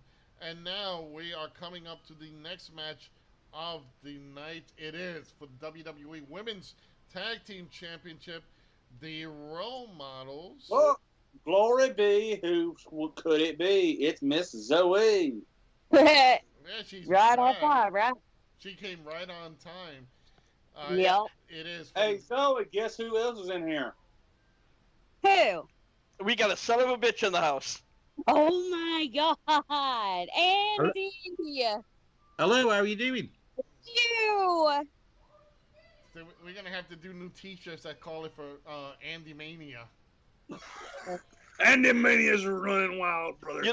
And here's another question we haven't with Andy. I want to talk to you about this new WWE Thunderdome concept. What's your thoughts?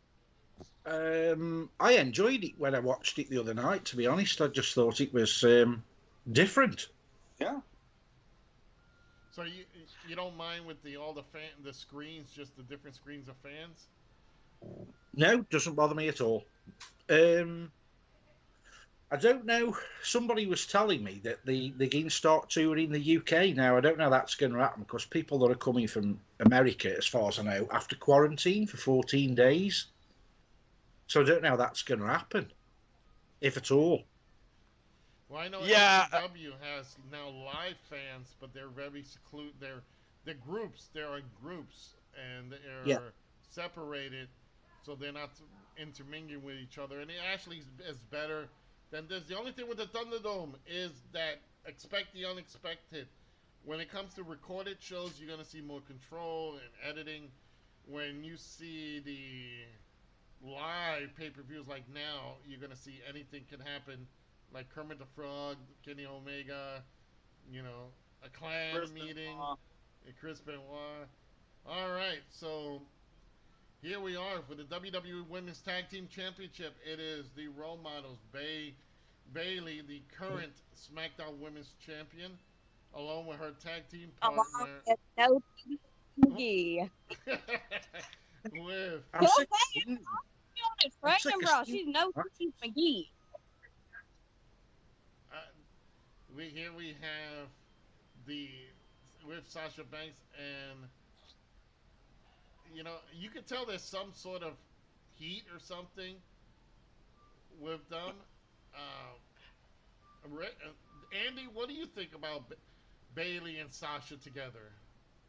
I think it's a bad move, and I'm sick of seeing the matches at the moment. It's every single pay-per-view. Yeah, I agree. It's getting to the point where it's just dull. This tag team's dull. It seems to be that tag teams don't really last as long as they used to, primarily because they just get boring. It's not like the days of old. We had Legion of Doom. We had the Hart Foundation. The Rock and Roll Express and all these other old school tag teams that lasted, the Dudleys, over the years.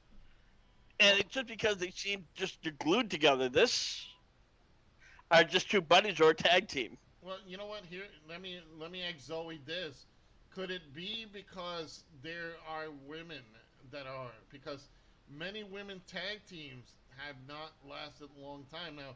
To be honest, there hasn't really been a functional, long-lasting tag team since the 80s. We've had the Glamour Girls, who was WWF Tag Team Champion. We had the Jumping Bomb Angels, who were the Tag Team Champions. Those are the only two tag teams that were women, unless you count the Crush Girls from Japan.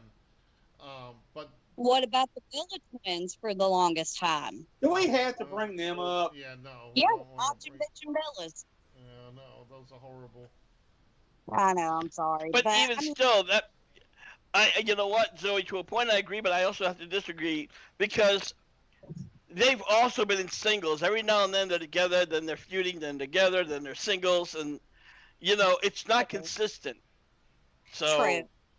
I mean, women's tag team matches, it's not consistent because I don't know if it's just because they're women. They don't go as hard in a tag team match. I mean, as a heel, tag teams are perfect in my book. If you and your partner are heels, you're going to have that cheating and all that other shit going on. But I mean, it's true. A lot of women's tag teams, they do not last whatsoever. Well, you know what? Speaking of tag teams, Andy, we haven't really given your thoughts. What would be your prediction of this match that's going on right here? Who'd you pick for your winners? Bayley and Sasha. Wow. You know what? We have now currently in the ring the tag team champions of Bayley and Sasha, and the team of Shayna Baszler and Nia Jax. I call the one was the crippler of women. The other one is the Mack Truck Survivor, because Shayna Baszler or the vampire.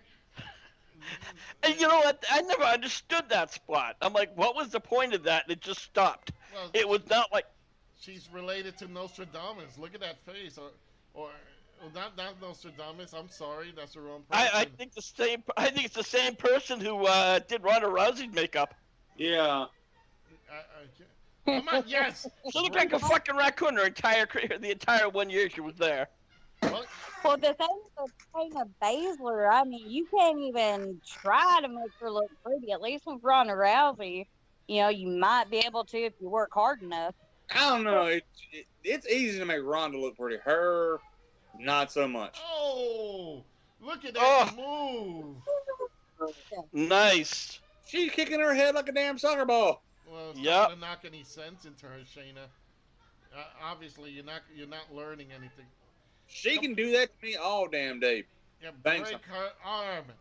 Let's get rid of Sasha once and for all. Break it. No, don't worry. I'm sure Sasha can do that on her own. Oh yeah, here it is, the big booty Bayley herself, the former member of the singing group of the '80s, the Jets. Bailey and the Jets. No, not that one. It's I have I a think crush on you. Bailey's gotten into Jeff Hardy's luggage, those fucking little things on her arms. Oh, I thought you meant his other stash. Yeah. All right. Maybe that. Here we go with the botch. Uh-oh. Here we go. Oh God! yes. He just had her knee is fucked up again. See, that's what I miss about Andy. And those that are listening, you'll never know. That will have to be exclusive to HWR. All right, so Nia Jax is down. That's the only way they were going to win this. It is by taking out the immovable I'll be object. right back. And Shayna Baszler is locked up, but I'm hoping that she breaks, actually injures Sasha, because Sasha is she's only in the WWE because her relative is Snoop Dogg. You know, so hey, she's trying to do a Three Amigos, and I'll say this: Sasha's paid her dues. She's a good worker. Her SummerSlam match with Asuka was tremendous. I don't even know what Rick. Did you see that? What What the the little like heck? weird green guy on the screen? No. Andy, you with us? Yeah. Okay. No, it was her and Bailey and Sasha rolled up, picked up Shayna Baszler to do a move, and Sasha moved, like, just let it go. Yeah, Yes. she just basically dropped it. She's like, never mind. Oh! Damn! I think that's a washing Oh machine. Jesus Christ! She's like a pendulum. Bam, bam, bam, bam! Fuck. Oh my God. God, man, it's called guarding your head whenever you get ready to do that shit. No, she doesn't have much to guard, so please. True. Injure, Nia Jax, if you're going to take the time to injure someone, Stay on. if you're going to injure someone, Nia, please do it to Sasha. Yeah. Do a Carrie Zane, please. Hit her with Oh. hit her with a punch like you did to Becky. You know what? And there's not. And I think if Nia Jax would train well, she would be really good. But the problem is, and I'm going to direct it to Zoe. Zoe, sometimes big girls like, no, not that view, please, not that view. Big girls like Nia Jax don't really make it long in the business because of the competition. Very few. You have Awesome Kong, you have her, you have Tamina. They just don't make it. I don't know. What's your opinion? Well, they don't. I mean, all it is it's going to be based on your weight and your looks. Nia's beautiful in the face.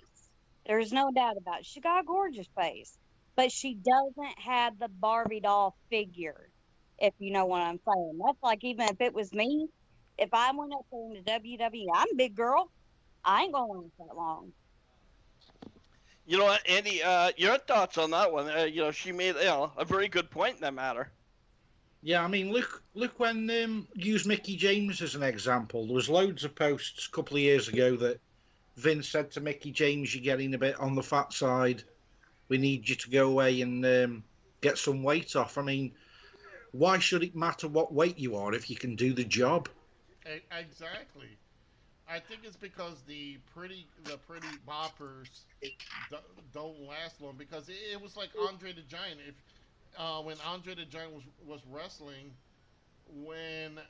if you gave him the belt, it always made it difficult because if you suspend belief, who honestly is going to fight Andre the Giant and succeed? You know, Nobody. Yeah. And if he chooses not to work with you, then he's not going to work. Why is that dude transgender? I don't know. Did you see it? And he has a puppy! A puppy! I did that a monkey. He has a But monkey. we told you Charlotte was in one of these things. Oh, yeah, that's true. That's Charlotte in the morning. You know.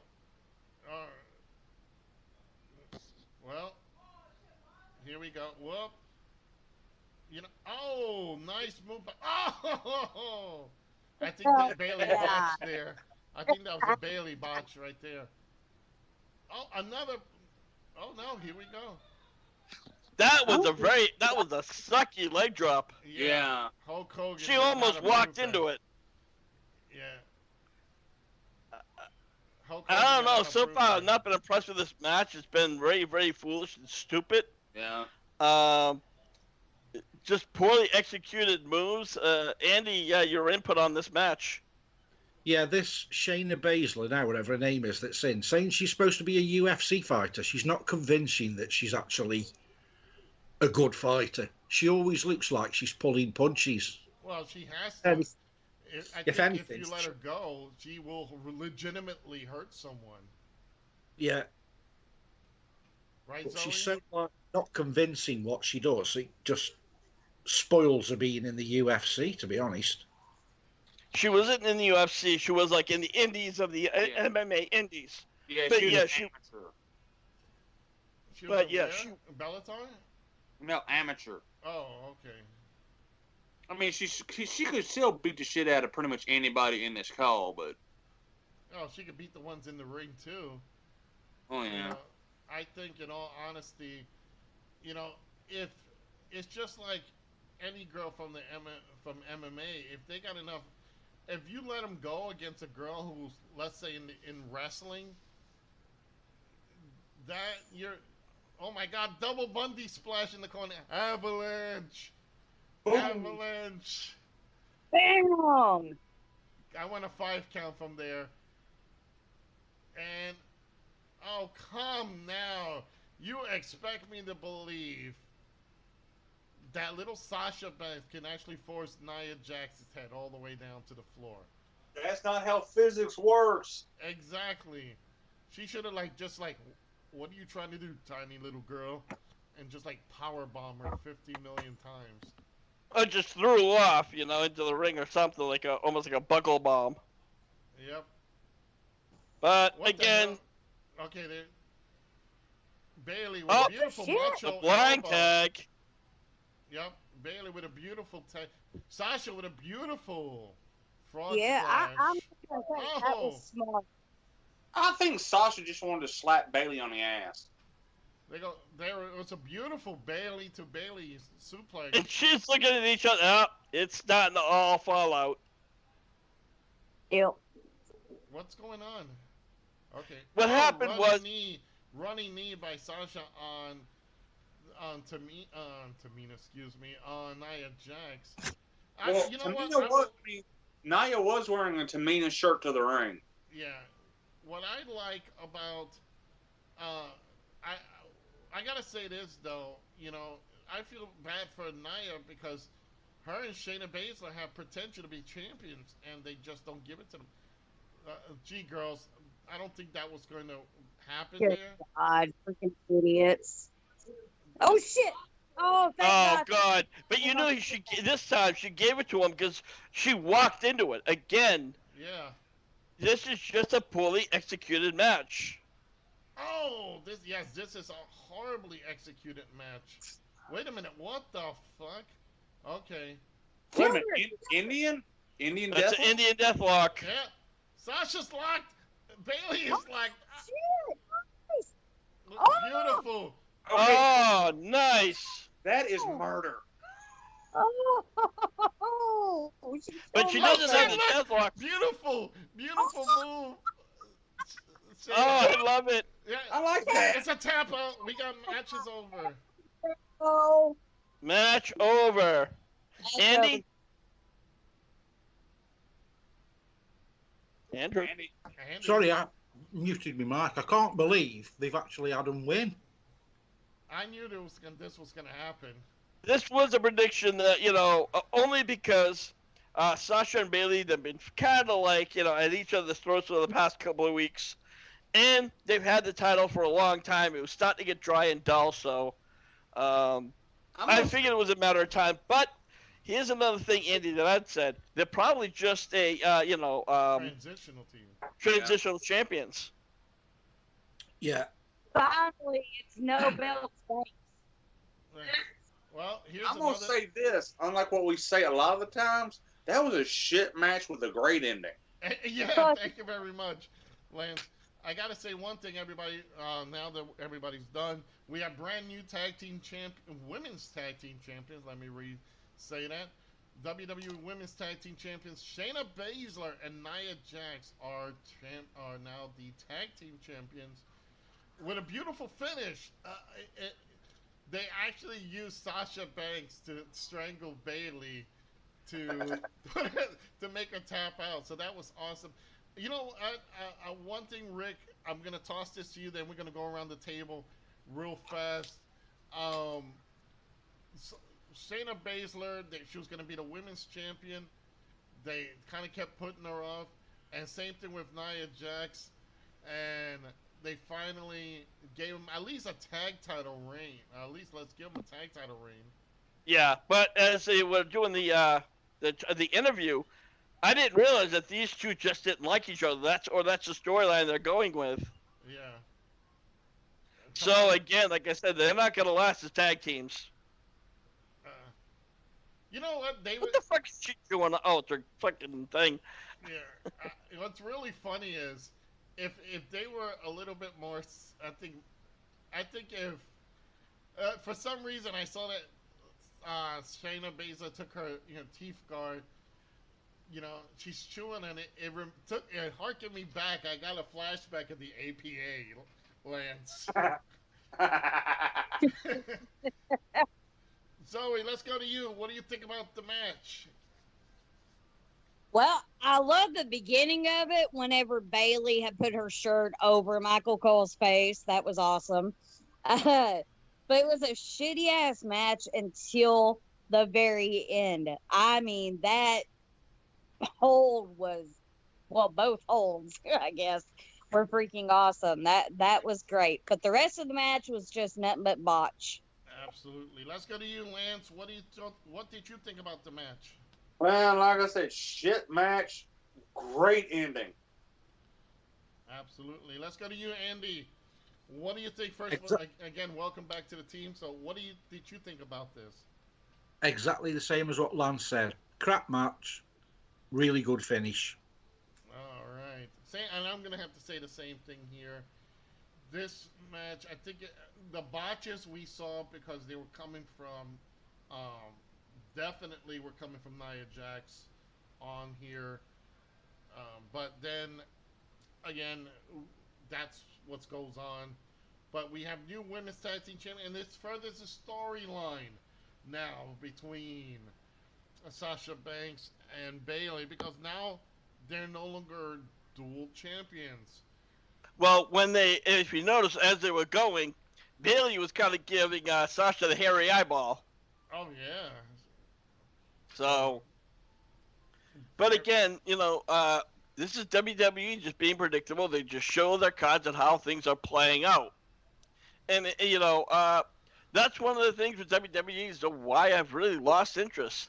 Now, Andy said that All Elite Wrestling, the biggest fault is that they're starting to, or as he would say, get dry. To a point, Andy, I have to agree with you because the problem is right now, AEW only has a 2-hour show and they have a huge roster, so it's really kind of hard to, get storylines moving. Yeah, I mean, that's what, when I started watching AEW, that's what I liked it for, because the storylines were really short and they got straight into the action, where now there's like 10-minute conversations before each match and run-ins almost every week, and it just gets repetitive. They need to carry on where they started and just have matches and really not worry about the storylines, just have matches. I agree with you. Absolutely. I think the modern wrestling fan now doesn't care about storylines. They just want to see people getting it on who can actually fight. Yeah, absolutely. And that I is think very true. if they do the video packages well, like they have been doing, there's no reason for them to stand in the ring with the microphone for 10 minutes telling you what you've already seen on a vignette video. Yep. Yeah, absolutely. It's another thing, though, Andy. I don't know if you watch it on YouTube, their show AEW Dark. No, They I've do seen have a lot of... Go ahead. I've seen a couple because they actually put them on. I think it's Channel 5 in the UK. I've seen a couple of them, and it's like, to me, it's like watching NXT. It's seems to be the same people on the show all the time. Well, yeah, I would have to The say up-and-coming that. ones I that would are not have, well. I would have to say that, Andy, because there's certain talent that are not, that wouldn't really. I think at this point right now, they're not capable of being on the main roster. So, Yeah, or main shows. I think that's a good scenario there. it's a good training ground, pretty much like NXT is. But I think before long, I've read rumours that Raw and SmackDown's going to merge as one, which I think they need to do. But to be perfectly honest, I think they should get rid of NXT because people are popping in and out from Raw and SmackDown in NXT. I just don't know what's going on. Well, right now, what it is that they're using NXT to go head to head with AEW Dynamite. Which funny thing is, if you've been checking, following the ratings, AEW has been dominating. They're actually doing more than the way I see it. That's what Impact should have done. What they had to, but unfortunately they dropped the ball. Right now they're on a main network.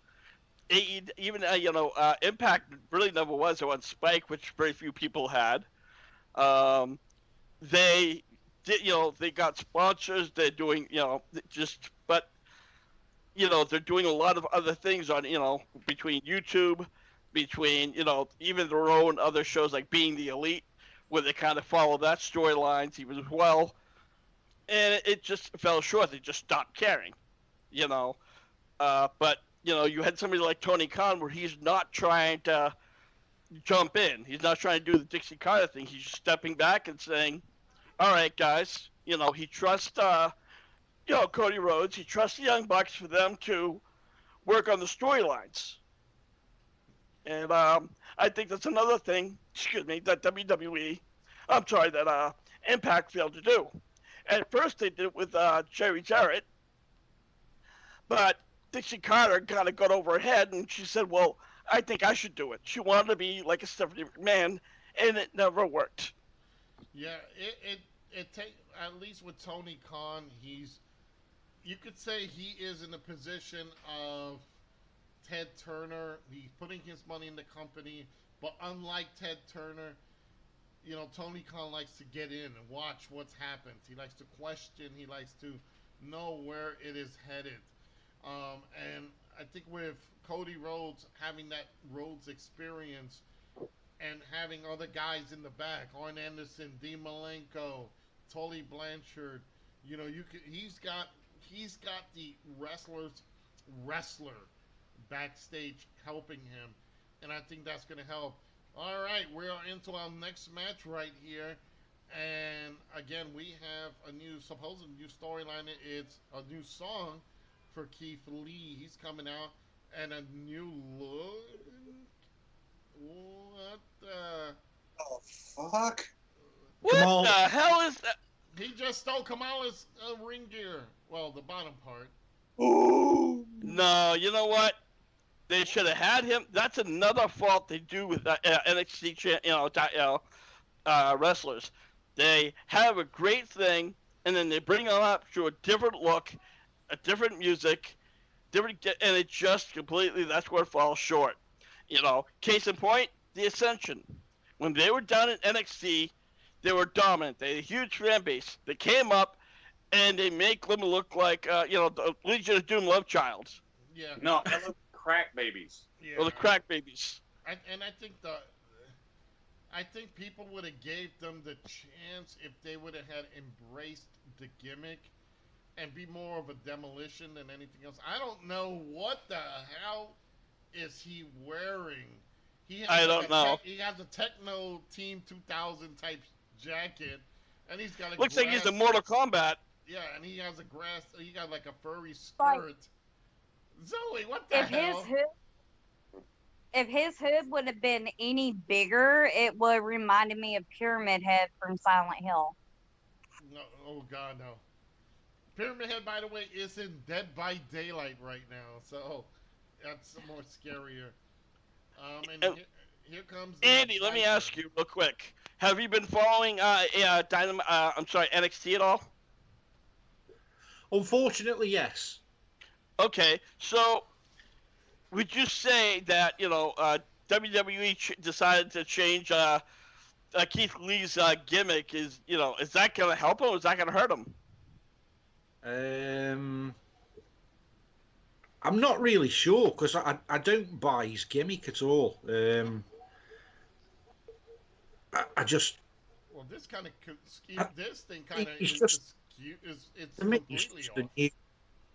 a new guy that's really got no character apart from the fans are supposed to love him because he's come from the typical get your violin out sob story that he lived in a cardboard box in the middle of the road and he nearly got knocked over 16 times. Total bullshit. Everybody in the WWE's got a shitty backstory. It seems to be. Anyone out there listening, I don't know how you'd be listening if you could afford a laptop because you wouldn't be homeless, but any homeless person out there listening, sometime you're going to become a millionaire. Trust me. Because people who are the lowest of the low end up being millionaires according to the television. Well, I think what I liked about Keith Lee when he was on NXT, he didn't have a gimmick. He was just a wrestler who just came out and just fought the matches. And he was a pretty damn good wrestler, but now with this look, you kind of have to, scratch your head and say, what are you doing? Yeah. Rick, another thing I want to point out too is his logos are also different from being the Keith Lee gimmick. Now they're Bask in the Glory. So he has like a whole new, I don't know, what is that, a Star Trek pin on his shirt? I don't know what the hell. And Well, Randy that's Orton, what happens when Vince McMahon puts his hand in things. Yeah, and Randy Orton has literally trimmed down. He has gotten very, very slimmed down, guys. Can you remember them action figures that the WWE bought out a few years ago that were really jacked up? Everybody was like massive. Yeah, it was called the 80s. No, I think he just looks like he's one of them action figures. The Jack action figures. And the thing is right now with Orton and Drew McIntyre being the major storyline, you have to wonder if already Keith Lee's going to get lost in the shuffle. Yeah. He's just a token black guy at the moment. Sorry to say that, but he is. They're pushing him before he can run. And look what they did with Roman Reigns. They try and push him as this next big man that's going to be the world champion in a few years. I don't even see him being in the company in a few years. Oh my God. You know who he reminds me of now that I'm thinking about it from far away? Do you remember that Adam Sandler movie, The Longest Yard? The Oh bald my God. The bald guy. The big bald black guy. Yes. He's like, I like little Michael. I Oh, love jeez. I'm sorry, I broke it in your toy. Does he not look like it from far away? Yeah, he does kind of look like Bob Sapp. Yeah, you know. I love him. He broke it in my nose. Well, at least he's not going to be confused with Tiny Lister from the Green Mile. You mean no? Not him. Not Tiny Lister. I'm sorry. Who was? Michael Hart Duncan? Yes. No, not at all. Michael Hart Duncan's a great actor. Tiny Lister had Zeus and Zebo. Oh. Yeah. Have you noticed something about all these television screens? Yep. They say like wrestling now is like 11 to 21-year-olds as the main age group of wrestling fans. The demographic, yes. I don't see many young kids on them screens. I've seen like one. Everybody else, well, Is our I've age. seen people. yeah, the same age range as we are. Yeah, well, that's the thing, Andy. I don't know if you noticed, but WWE's they're not PG-13 now; they're considered PG-14. I just want So, to get like- back to not you having have to pay any. for the underdog. I don't know what to call it in America. Just get rid of the PG rating altogether and just have it parental guidance. Yeah, To me, wrestling is not for young kids. Well, it used to be. It's It- not it- UFC. you know, and I, you know, Zoe, I don't mean to offend you, but I think family-friendly wrestling, I think it's overrated. I think it's something that if you're gonna bring your kids, I think they should understand that. Hey, look, you know, there's gonna be some adult content. You know, Oh, I mean, I'm sick of it. oh, good, okay. I keep being told we have to be family friendly, and I'm just like, why? We are being I can't violent. tell you how many times I've heard her say that before a show on Tuesday nights.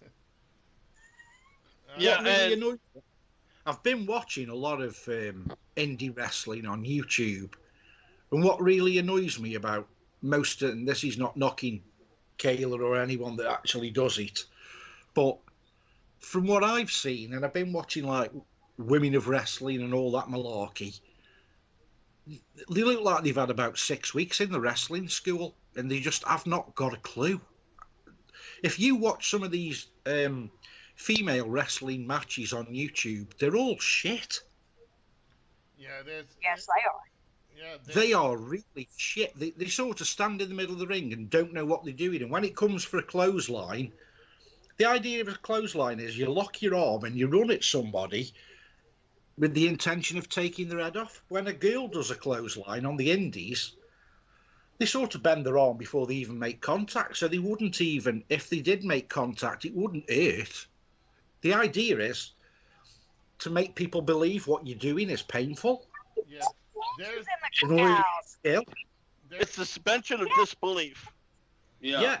I just And it just looks fake. To me, it's embarrassing and looks fake fighting. Now, that's what wrestling is. But at least make it believable. Yeah.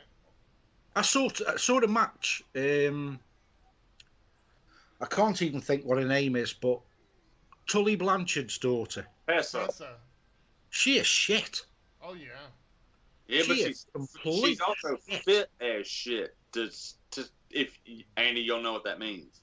Yeah, she's only got where she is because who her father is, and she's attractive. Yeah. Can't wrestle save a life. If she had to save a life by wrestling, she couldn't do it. She is shit. Zoe, you I were would- gonna say something. Did you see Becky Lynch? It's a Becky Lynch look-alike. I didn't hear you. You kind of broke up. Zoe? Zoe. already pointed out she was in the crowd. That there's Becky Lynch? Yep. Oh, okay. Wait, that is Becky? It looks like it, and she even has the women's championship. She had it over her shoulder. She looked dead set, exact like her. Well, All right, so let's go back to this match. It is so far has been also very even. We're looking at Randy Orton taking on Keith Lee. We're still shocked by Keith's new gimmick. It doesn't fit him. But here is Randy pounding on the mat saying, hey, even a blind man will see me coming with the RKO.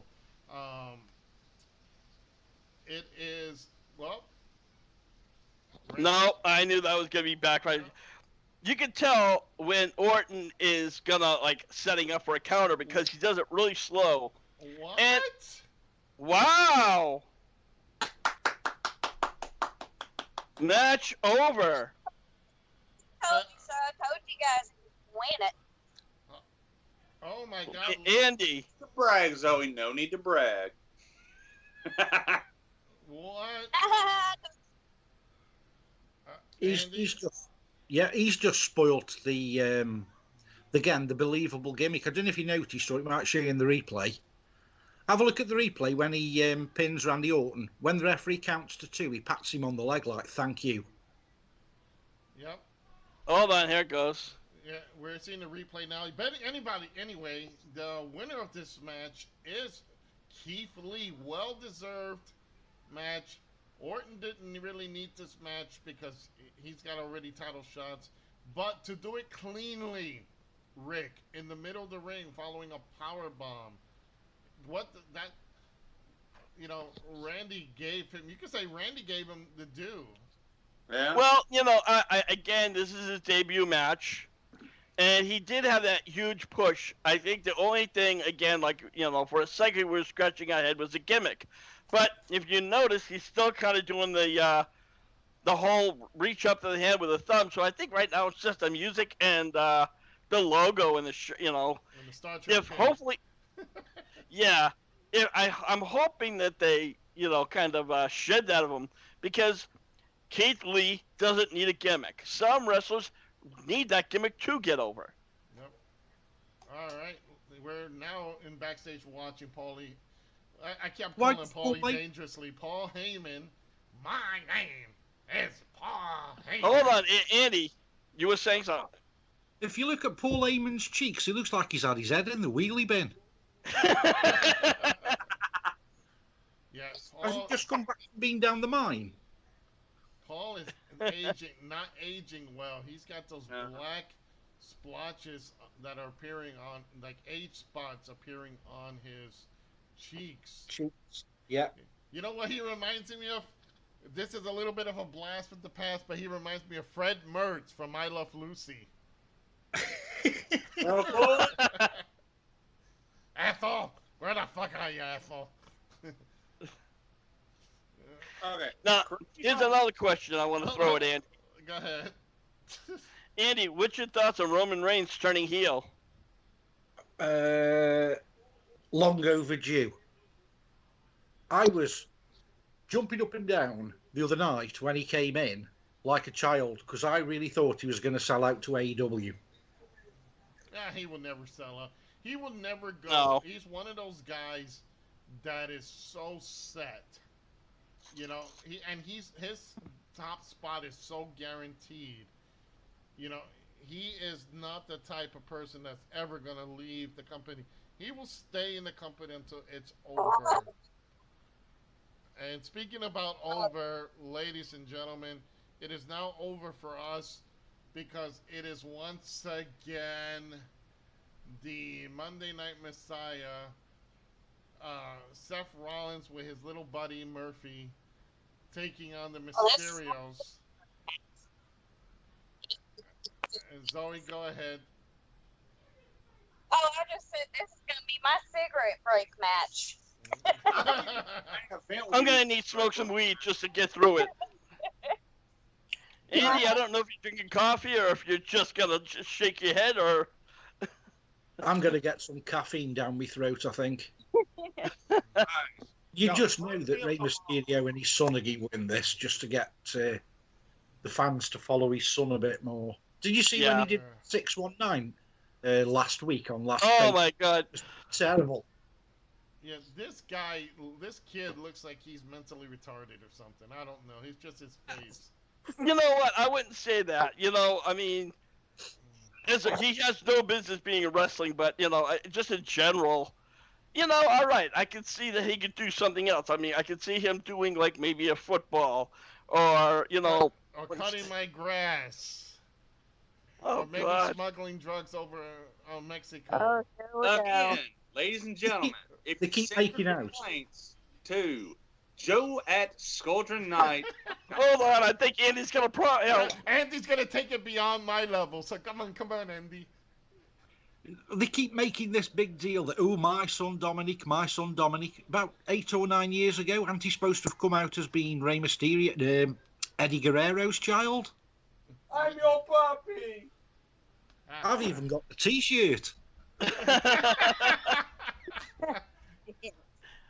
Yeah.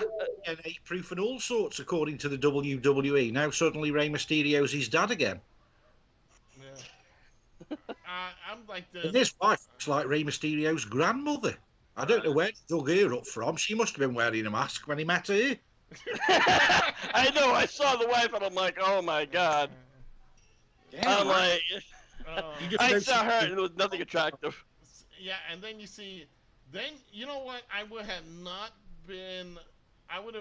not be too hard on Dominic if he would have said, I'm starting out, Dad. No, I'm gonna start out like you did. I'm gonna start in the bottom. I'm gonna go to NXT. I'm gonna work myself off there. I'm gonna let him do a couple of shows. Let him do a couple matches down there. Then, then involve him in the story after he made some time in NXT. Not just bypass every worker that could have had this spot. They gave it to this kid who looks like he's 16, and they basing him off that is Rey Mysterio's son. You know, come on now, it's kind of ridiculous. I'm sorry, people are offended by that. Don't be.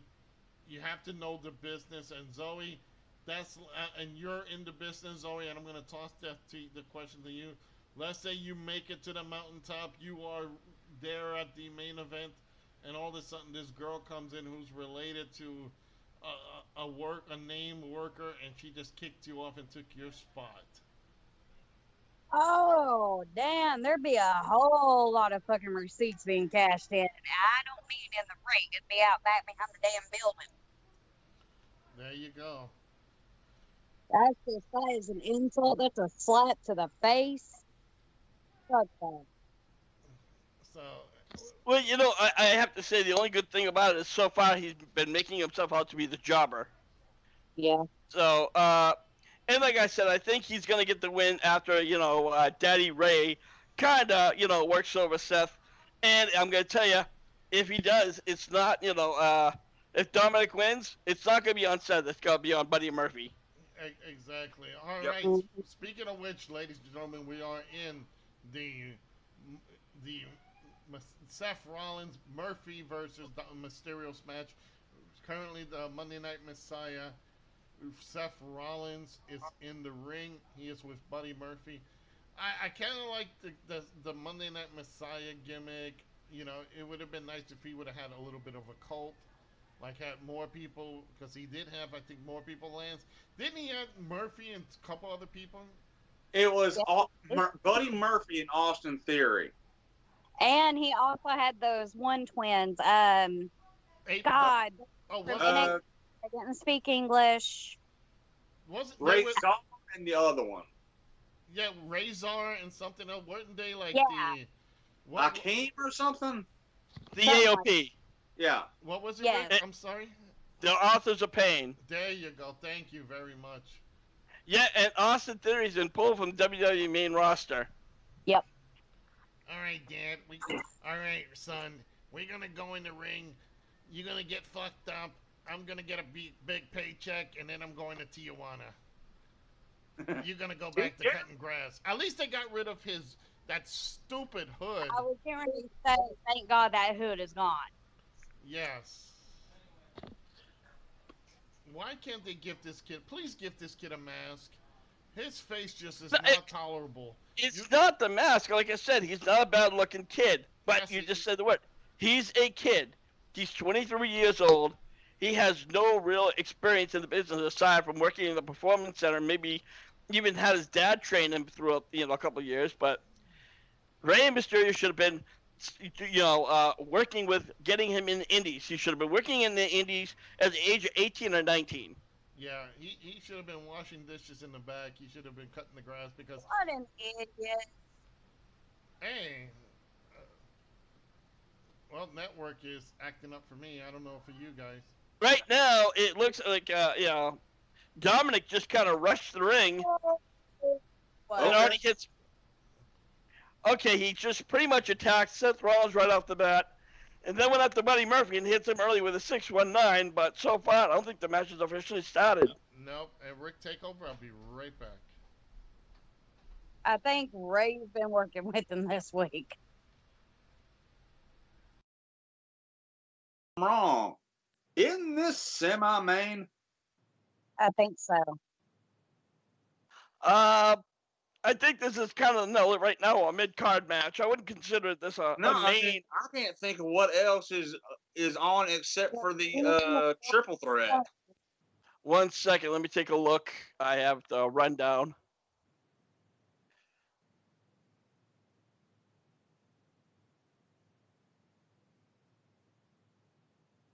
I don't No. know, honestly. I know we're supposed to have Braun, the Fiend, and Roman Yeah. come up. Yeah, that is the main event. They need You to know use what? the That's it. list That is for it. There's this match, and wow, man, like, this is like a highlight match, and then there's a main event. Andy, would you say this is a quality for that type of that kind of a caliber to be a follow up to the main event? Nope, I don't think it's got the quality at all. I agree with what you were saying. He should have been in the Indies and learning the ropes because he just looks green as grass. Yeah, absolutely. It's just, I mean, he's got some nice spots. I'm not gonna, say he's terrible, but he definitely, there are some spots that he could do good. But as for a singles wrestler at this caliber, no. You can tell that Seth is kind of just like, I won't say selling, but he's kind of putting him over for at certain spots. But when it comes to him doing a long run, you can see where it's like where he's faltering. Yeah. I really think Rey Mysterio should bring Coco Beware's parrot out with him. You know what? Yes, I'd love to see him bring Frankie out. He's even got the mohawk for it. Looks like Woody Woodpecker in a mask. He's even got the colors for it. He's got the light blue and the yellow. Oh, Jesus Christ. Yeah. That reminds me of Ray's old gear from the singlet down. He looks like he's trying to be a Mexican Superman.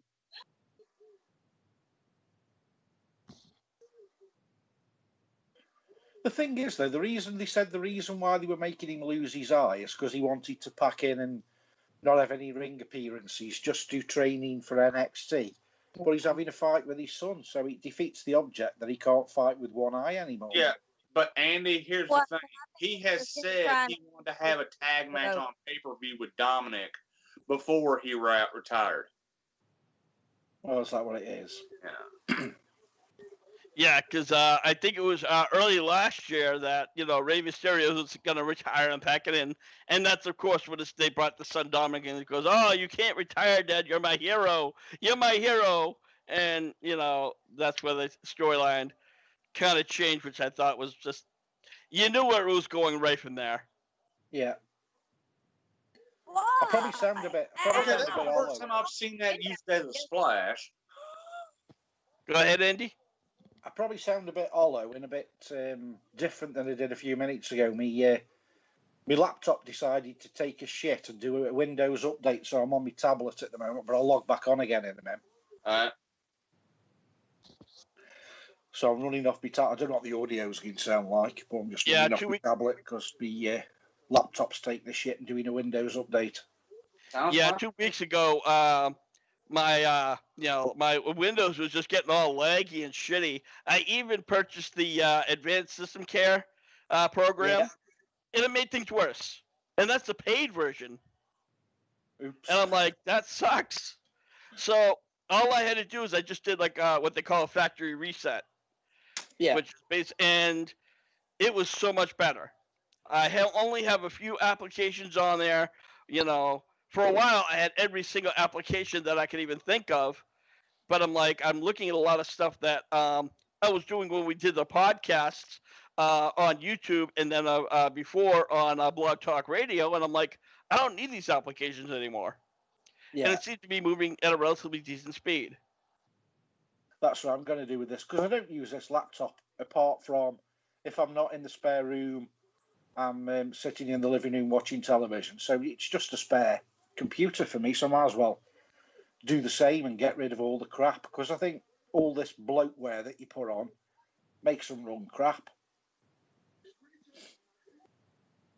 Yeah, I mean, and even another issue that I have to do is I take apart my PC and I get rid of all the dust, because once dust gets in the fan, even just the power fan, that adds heat to your PC, and it just again takes its toll. Yeah, you wonder where all that dust comes from as well. I mean, I opened mine just before Christmas last year, and a mouse could have lived in it. Yeah, I thought so you're going to have to do it twice a year instead of once a year. I thought, where's all this fluff and dust coming from? yeah, I every now and then I would when I would clean my house, I have like one of those little hand vacuums, and I'd leave the power off because if you turn the power on and then vacuum, you're just looking for trouble. Yeah. So I would just kind of just take some of the quick dust out, and it was all right for what it was, but I was looking, I'm like, I just got to take this thing apart.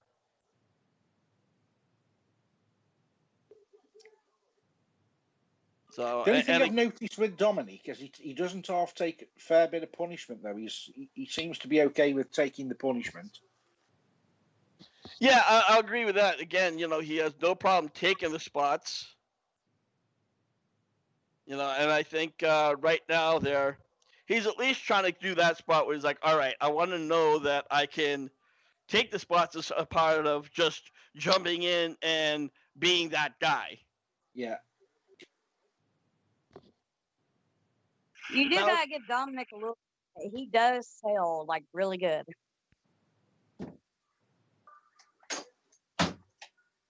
And if you notice, they did the close up to Rey Mysterio, where they had the little eyeball. It's really more just like a little just like a hat, and you can see that his eye is fine.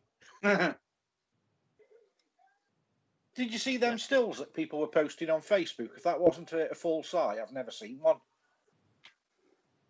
It looked like a Pokemon ball. It looked like a golf ball with red food coloring. I thought the whole eye for an eye thing, I'm like, you gotta be kidding me, And then, when you had like Seth Rollins puke, I'm like, okay, what do you do? Just somebody hand him a thing of oatmeal and then he spit it up? Yeah. Yep. Notice the camera went off him and then went back on him when he was puking. Yep. Yeah, they used the old Blade concept.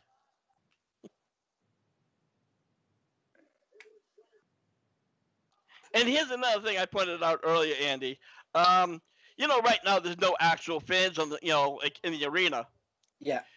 Now, if you look above the ring, they have the, big screens for those who were like in the nosebleeds who couldn't see anything. I'm like, what's the point of having that? What does that accomplish? If they at least just had the logo on there, I'm like, all right, I know that they're just going to use it for that, but to have the actual arena, it's just silly. Apparently, Vince just... Go ahead, Andy. How much money it must cost them to put all them screens up and get all the links to work. It must be a nightmare for the... Oh, absolutely. Stadium. Yeah, and again, I pointed that out a couple of times, that it's like, how are you going to have that kind of a bandwidth that it's going to,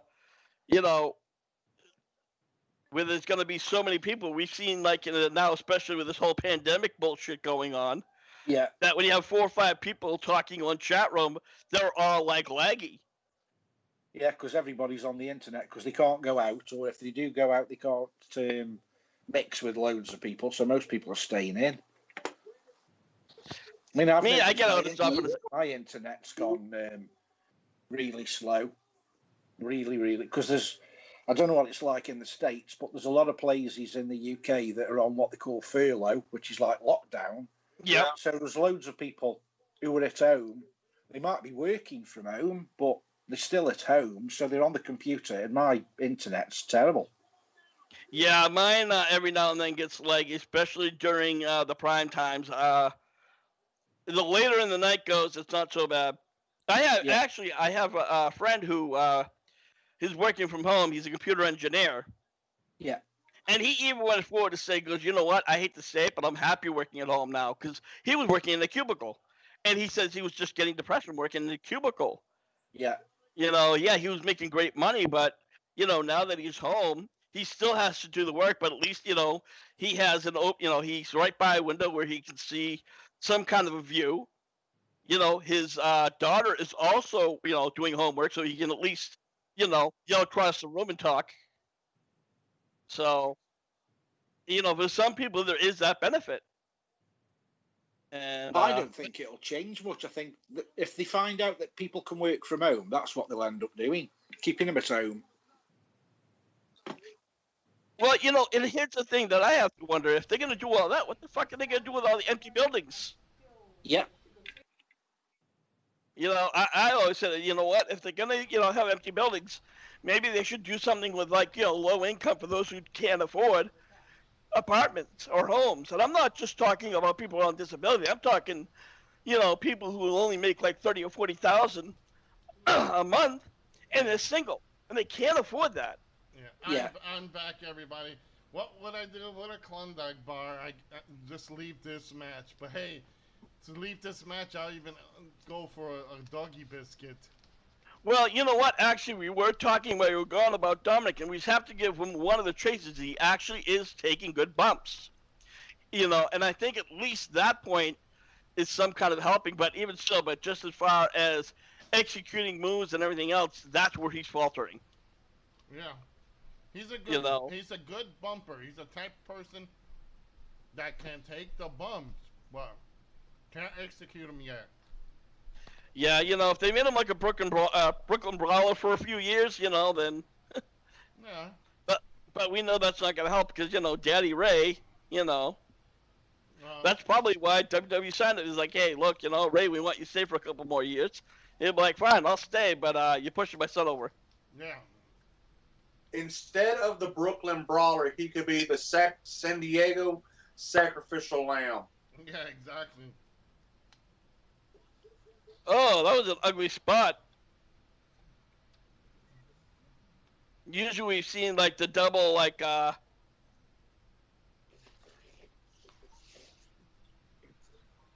Well, this match is probably as entertaining as the Nia Jax one. yeah, and of course after this is the main event. So this is pretty much a follow up to the main event. This Yeah. is like, A co-main event. yeah, or a highlight.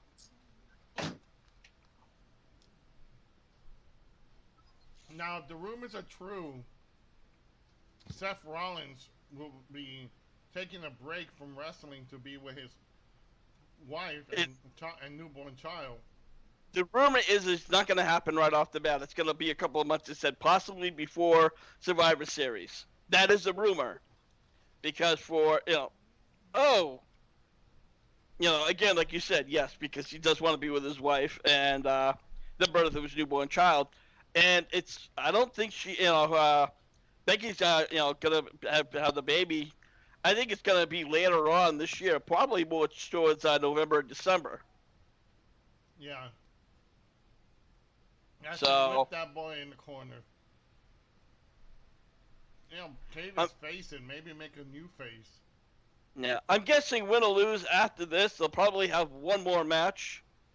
You know, which, you know, unfortunately WWE doesn't know when to stop a feud. You know.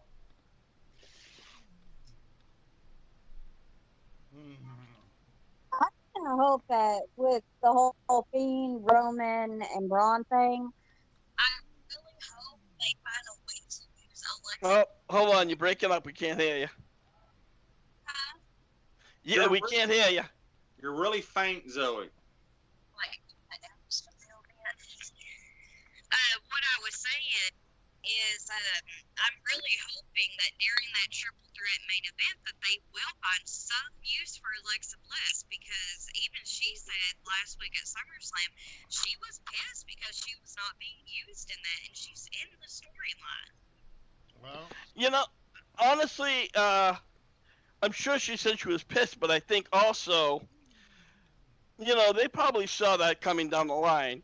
We know that Vince tends to do things at the last minute, but they also knew somewhere along the line that, you know, Vince was going to bring in Roman Reigns. Apparently, the rumors said that it was only Vince and Reigns that knew. So, unless if they walked in the last minute, but they're still kind of pushing that story forward. yep. And Tonight, spoiler alert, Reigns might win the championship.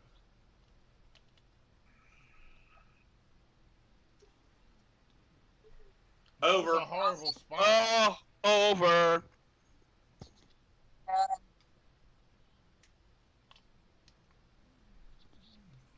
Dominic Mysterio Jr. just won with Daddy's Frog Splash.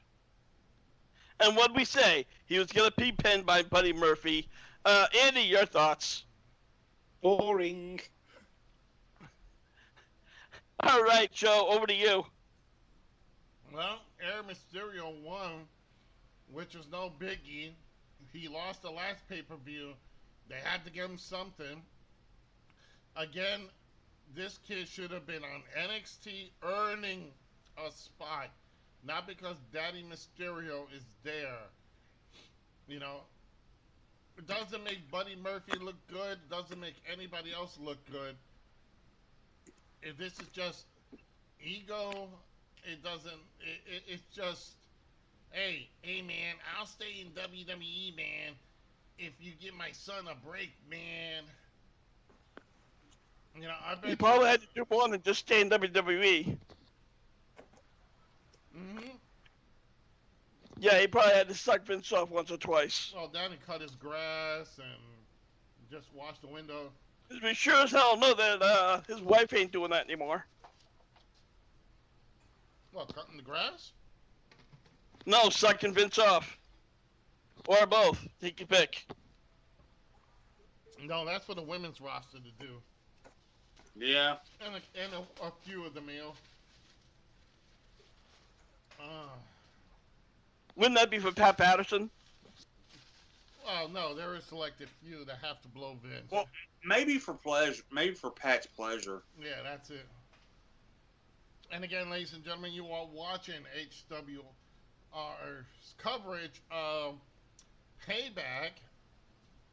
Now, we're not streaming the pay-per-view. We are commentating over it. So, if you are watching the pay-per-view, tone down Michael Cole and listen to us, because we're going to be more informative and we're going to be actually telling the truth. Nah, we're going to be politically incorrect. For those of you who had thin skin, you might not want to listen. Oh, we have been politically incorrect. I've been definitely canceling the cancel culture and putting to bed the woke, whatever woke trending garbage it's called. But I gotta say one thing. WWE deserves it because some of their storylines, some of the ideas are really horrible. You look at definitely Keith Lee, such potential, and they gave him this weird looking gimmick. Yeah. You know, But they did give him the win. You know, he pretty much kept his moveset. Despite his look, he still got that push and that win. But the question is, how long will that push last? Is it going to be just a short-term thing, or is it going to continue to follow? well, let's ask Finn Balor about that. Oh, I'm sorry. Finn Balor is in NXT. He was offered a good push, and then it never happened. So, again, you know, ladies and gentlemen, we are doing, again, our coverage of this event. Make sure to go to the group section on Facebook and just do the hashtag HWR chat room. While we wait for the main event here, and now they're showing the backstage, they're showing Bobby Lashley, who just won the United States Championship from Apollo Crews. Okay. Here's the thing, though. They just showed Night of Champions is September 20th, and now that it's 27th. Which is it? It was an accident on their part. Wait a minute, hold on. WWE had a botch? Say's in the toe. Right. I'm sure they're probably listening in. Hi, everybody. Hi, Dr. Marvin Monroe. Oh, no, what was it? Hi, Dr. Nick. For those Simpsons fans. Mm-hmm. That really wasn't me. Hello, everybody. Hi, Dr. Nick. Hi, everybody. No, I was more of a family guy. I like them both.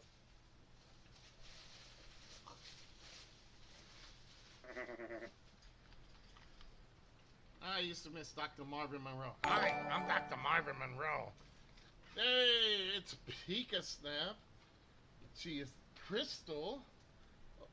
You can check out Pika Snap on YouTube and Facebook. Just do the hashtag Pika Snap. Love Crystal very much. She's a great girl. Make sure you guys support her as well. And again, talking about support, check out HWR. Go to HWR chat room in the Facebook section and group section in the Facebook. That's it. While we wait for the main event, let's go to you, Lance. Lance, tell everybody about Lance Moss TV and what's going on. Well, right now, I go live every Tuesday night with Lance Moss TV and Friends Coffee Time. Me, Zoe, and whoever the hell decides to show up to shoot the shit for about 2 hours. And then on Saturdays, whenever, well, me and Zoe ain't got a damn thing to do, we do a weekend edition. And I'm probably this winter, I'm going to start back up doing videos, but, well, I feel like being lazy as a son of a bitch right now, so, yeah.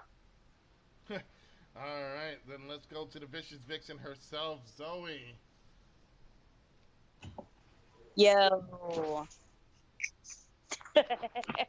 I guess you want me to tell everybody where they can find me?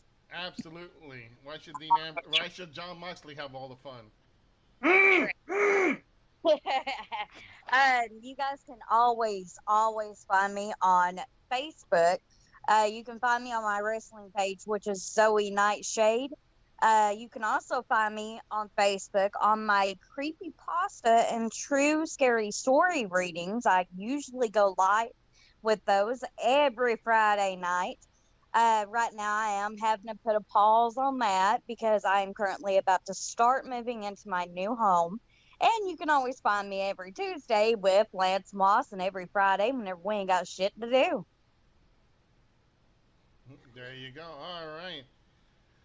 Rick, let's go to you. You are the head honcho, the warden of this asylum.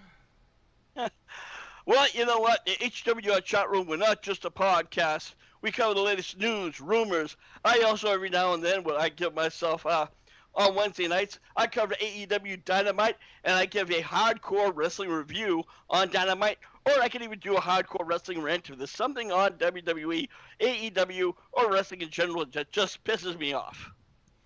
Absolutely. And then, last but not least, he is our beloved Andy. It's good to have you back, Andy. Thank you. You can find me, if you're interested, on Facebook, Andy Weatherall, or you can look up Stoke Haunted, although we've not done much this year due to money constraints and health issues. But if you want to check out the webpage, hopefully something will be starting soon. It's www.stokehaunted.com, and hopefully we'll be back soon. All right. And again, we love you, Andy. I'm glad you're okay. Got to see you back. And I am Joseph Skoldrin Knight. You can find me on Skoldrin's Realm, where I do all types of video gaming, from retro to current, from PC to consoles. Check me out on Skoldrin's Realm. Just do the hashtag Skoldrin's Realm. I am on Facebook, YouTube, and Twitch. Make sure to check me out also on Instagram, also Skoldrin's Realm, and on Twitter, it's at Skoldrin. So with that, we're going to continue now to the main event of the night. And what, my God, happened to that dude's hair, Rick? Hold on. I'm a little bit behind you when I was out making dinner, I figured, just until all this shit came out. All right, Lance. And what guy's hair? Were you telling ringing outs or something? Yes. Yeah. Lance, you take that one. Yeah. He's the king of rock and roll. But it's 2020. Exactly. All right, this is the main event for the WWE Universal Heavyweight Championship. It is The Fiend who is coming now to ringside. Zoe, you love that. Fuck. Zoe, let him in. Yeah. You know what? It'd be funny. She likes Dean Ambrose in there. There's Knox, and she opens The Fiend is in there. Oh, I'll burn my fucking house down. I don't care if it's new. He's in my closet. I'm burning my fucking house down. Yeah. I hope you have insurance. Yeah. She's in- I do, don't worry. She's in your closet. I don't I'll think put her in exercise. Fiend in the closet. Yeah, jeez. Yeah, if he's in your closet, I'll come round and exercise him. Ah, jeez. Yeah, but this is such a great character. WWE is so much misusing this guy.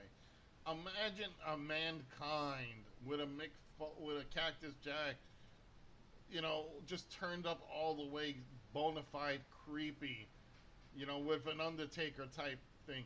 This is the Fiend, and you have him. He is coming down to the ring, and we wait the other participants. You know what? Lance, I'm gonna bring this to you real quick. They talk about the Fiend being a babyface. It will not work, in my opinion. Your thoughts? No way. I mean, he's basically evil incarnate in the WWE right now. How's that going to be a good guy when you're evil incarnate? Absolutely. Let's go to you, Zoe. Can you see the Fiend as a babyface? Fuck no. And if they do make him a baby face, I want whatever crack they're on. Andy, let's go to you. They took this guy, really build him up. He failed a couple of gimmicks. Now it's like basically the face of the Foley, and he's now like the Fiend. I can't see him as a babyface. What about you? No, I can't see him as a babyface. But what I think they need to do if he's going to keep hold of the title is get him to trash it a bit, like the old Fight Anywhere belt that Mick Foley used to have, the Hardcore Championship. Oh, you just like They should let him smash it up a bit and make it look a bit like Swamp looking, or because John Cena had his take of the spinner belt. I think they should have him have his own. Yeah, bring back that $6,000 piece of shit they made. What was it? 6 months ago? Yeah, it was a specialty match, and he has a specialty title, which was pretty much again like you were saying. But honestly, I don't like to see the specialty titles. It just doesn't make sense to me. And I'm gonna tell you, I don't think they're gonna have the Fiend be a bona fide babyface. I think he's just gonna still be one of those guys with Mystique who just doesn't care. He's just gonna fight anybody or destroy whoever that's anybody that's in his way. But unfortunately, right now, Roman Reigns is the big guy or big dog who came back in strong fashion. Y'all know anybody who's missing? The Reigns right now.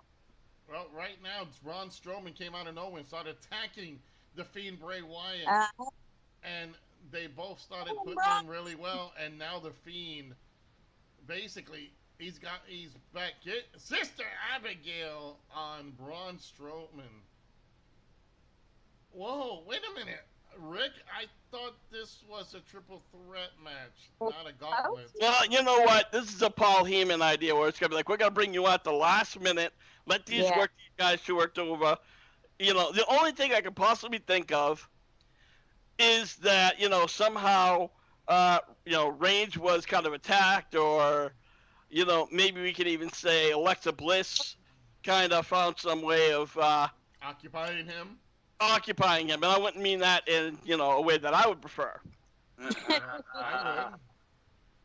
I said Michael Cole. He just jumped the barrier. I'm with him. He's like, fuck this shit. I'm out. Fuck this shit. I'm out. No thanks. Choke slam on the table. Choke slam on the table by the Fiend, and Braun Strowman just broke a table. Like the Fiend. And I don't know if you guys are behind, but you caught that when Alexa Bliss was right there, and she's definitely starting to embrace it. Yeah. Embrace it? Oh, you meant the Fiend. No, I meant Alexa Bliss, who was. My God. I meant something else. Yeah. Well, absolutely. I don't mind But that. I'm trying to get all joking aside. I'm telling you, I don't know if you guys had saw it before, but I had an Ambition poster where I had Alexa Bliss, all black and white with jet black hair and like bloody red tails, like ends that she has with the pink. And I don't want to see her a pretty blonde hair. I say that's one way to take a chair shot. Yeah. Oh my God, that's a bad way to take a chair shot. That's a botch because he got hit with the back with the metal he did. And if you guys, Bray Wyatt has that joke hammer, like the Joker's hammer, and you know, he, I think what is they doing and Smash and Bray Wyatt, the Fiend, whatever have you, you could tell he's still feeling the effects of being that chair clocking him. That was unprotected right there. And here comes Braun Strowman with that hammer. He's picking it up and boom. I knew that was going to happen. Hit him, Bray. Hit him. Knock him with the I wish that hammer would explode and confetti would fly everywhere.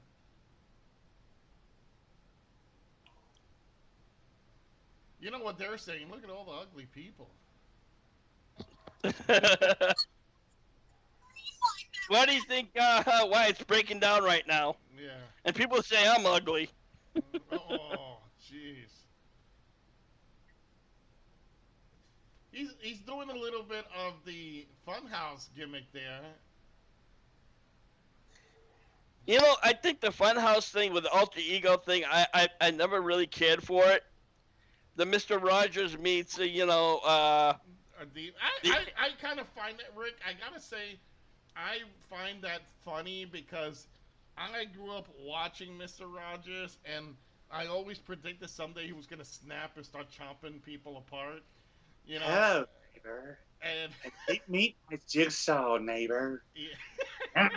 Hello, neighbor. Speedy delivery, that motherfucker. Ah!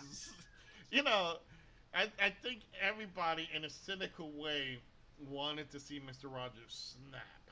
And Bray Wyatt bringing that, it's really entertaining to me.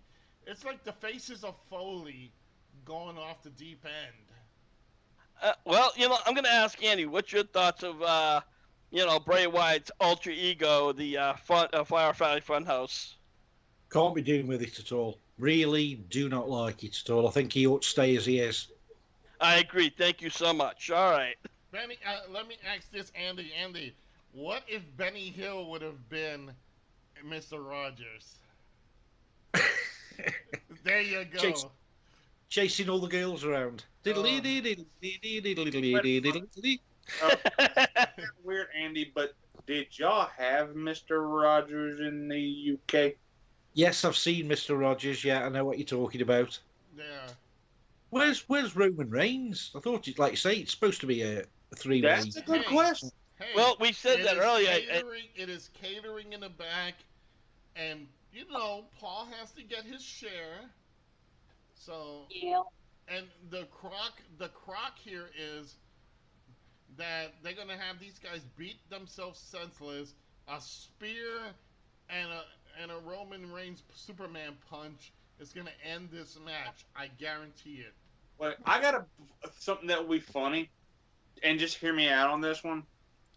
Roman Reigns comes in, wins the Universal title, and he thinks he's won. He thinks he's won now, and then Otis comes out and cashes in and wins. Oh. No way. No. I'm just saying that would be awesome, though. But you know what? I could see that scenario happening, Rick. Let's say Roman Reigns did win the belt, which he is, and Otis comes in, they do the whole thing, and then Braun Strowman and the Fiend team up and beat up on Roman to a point that he can't fight, or worse yet, dare say, Brock Lesnar comes and says, "Why are you stealing my manager?" And if it happens, it's not going to happen overnight. That could happen maybe. I'm going to give it at least a couple of months. Yeah. That's something that storyline like that's going to have to build. Similar to Alexa Bliss. Now, Alexa Bliss, you have to wonder if she's going to be an X Factor tonight, or if it's going to be another slow build. Which to me is, you're going to only build a storyline so far before it's like, okay, oh, she's like now she's now the Sister Abigail. Well, yeah, who cares? Because I was waiting for that 3 months ago. Exactly. There's a point in where you can't go too far and have people wait, and there's a thing where you just don't bring it out right away. You have to find that nice middle ground. You have to build it up. and I think we're already at that point that she's. There's like those girls that get really creepy when they see like somebody like stalking them and all that. That they get aroused by, like the cult type deal. I think that's what they're trying to do with Alexa Bliss, trying to say that she's infatuated with how how the Fiend treats her and all that. And she wants to see it more, so it's just one weird shit. Now, when's Survivor Series? If it was up to WWE, it'd be tomorrow, because No kidding. So then I'm guessing then they're probably going to start. Oh, I hope they start the storyline maybe sometime during SmackDown, because I don't see her being a factor tonight, especially the fact that Roman Reigns is nowhere to be seen. oh, So they just have her in the back. So again, this is gonna go. Could go on for a couple of weeks, maybe next week on SmackDown. So that way, she won't be lost to the shuffle. well, another thing that could be is she could be a factor if, let's say, the Fiend gets beaten, she comes out and helps him up. Oh, Jesus Christ! Meanwhile, Collapsible ring. Referee down. Referee down. The referee always falls off the ring when it collapses. Have you noticed? Yep. Yeah. I hope Hey, Roman Reigns wasn't underneath it. I hope Hornswoggle wasn't underneath it. Yeah. Oh, and here comes Reigns. Bitch.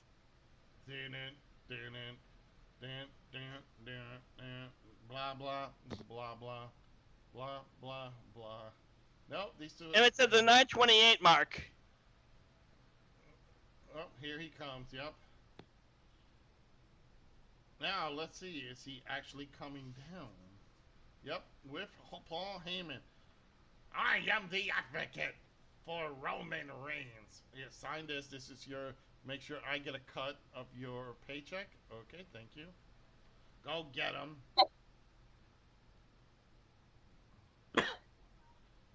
He's like, where the fuck did the ref go? Well, Oh, he fell out of the ring. Now it became a no disqualification because of the fact that It's a triple threat. yeah. So there was never a, Punk. Oh, he's calling for the referee. 1, 2. Okay, I'm ahead of you guys. So Reigns like, oh shit, Paul, you slowed me down. If I would have been here a second sooner, I would have had it. Well, it looks like Reigns can't get the pin on anybody because they're now kicking off. He went to get it. Rollins with this Well- fucking chair. Yeah, I think it's a no disqualification now. Yeah. it was always a no disqualification. Yeah. If you remember from the beginning, they were already hitting each other with all kinds of weapons. True. Yep. So no, it was never a DQ from the beginning. Roman Reigns just came in late, which we expected. And this is where he's gonna get the win because he's all fresh. It's like, funny 'cause technically he just signed the contract. Well, I'm gonna say this though. Oh, Well, shit. mandible claw. Well, I'm gonna say this. Good counter. Roman is in phenomenal shape. Damn. Yeah. Well, he's done that all that time to work out. yeah. He was in quarantine, so I think Roman fell when he fell out of the. He forgot that the ropes collapsed and he fell out of the ring. And he really took a hard bump outside. Now here comes Braun Strowman. He's trying to stand up. And spear. We all knew it was coming. 1, 2. match over. Yeah, match is over. Yeah. Andy. I can't believe what I've just seen, to be honest. That was the biggest botch bout. Roman Reigns tried to slide under the bottom rope and it just collapsed and he smacked himself in the face. Yeah, he looks like he hit him when he fell. He went backwards. He must have he forgot the ropes were hanging, fell out and bit his tongue. because he keeps checking his tongue. And now he's out. Now he's done. Well, ladies and gentlemen, we have a brand new WWE Universal Champion, and an obvious thing. It was so obvious that Stevie Wonder, Ray Charles, Ronnie Millsap, and Roy Orbison all saw it coming. Rick, I wish this wasn't the case. I wonder how much they blew Vince because. Oh no, they didn't have to blow Vince. Vince was blowing Reigns because we've talked about how Vince always has certain guys pushed over, and that's it. For Roman Reigns to come back and lose, forget it. That would just killed whatever push he was coming from. And, I can say at least I'm glad that it was Strowman that got pinned and not The Fiend. Absolutely. So, should they have a rematch, hopefully by then, maybe Alexa Bliss will have been, a full, by The Fiend's side full force. And she could be that X Factor, because I don't think the X Factor was going to be tonight, because she's still now getting to the point where she's infatuated. Yep. So, and that's going to be another week or two before I think it is in full swing. Bullshit. And again, at least you can watch the matches now, Zoe. All right, that is over. WWE's coverage, WWE's Payback is over. We are still going to offer our end results opinions.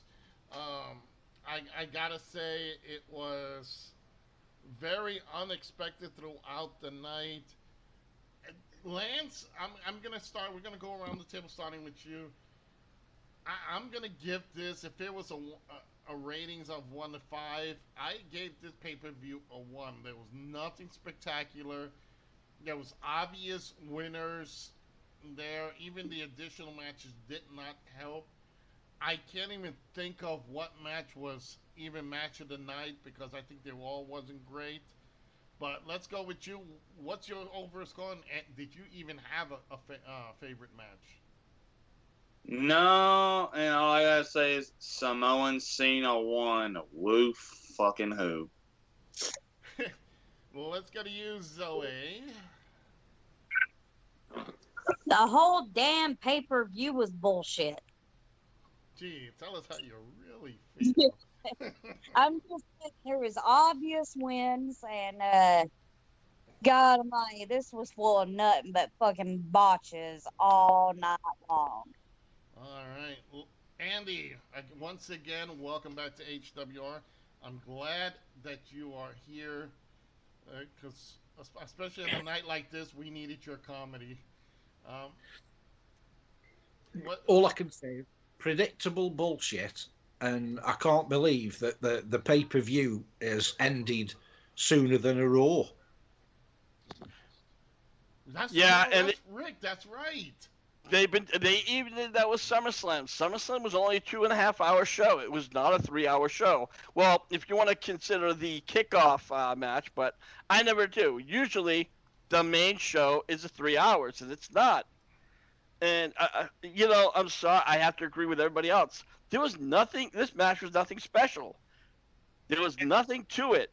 And I'm sorry. How the fuck are you gonna book a pay-per-view 1 week, one damn week after another after a major pay-per-view? Well, I have 2 words for that one. Vince McMahon. Well, and I have a word for that. I have 2 words for that. Retirement home. Well, you know what? I'll throw in another 2 words. Roman Reigns. They brung him back.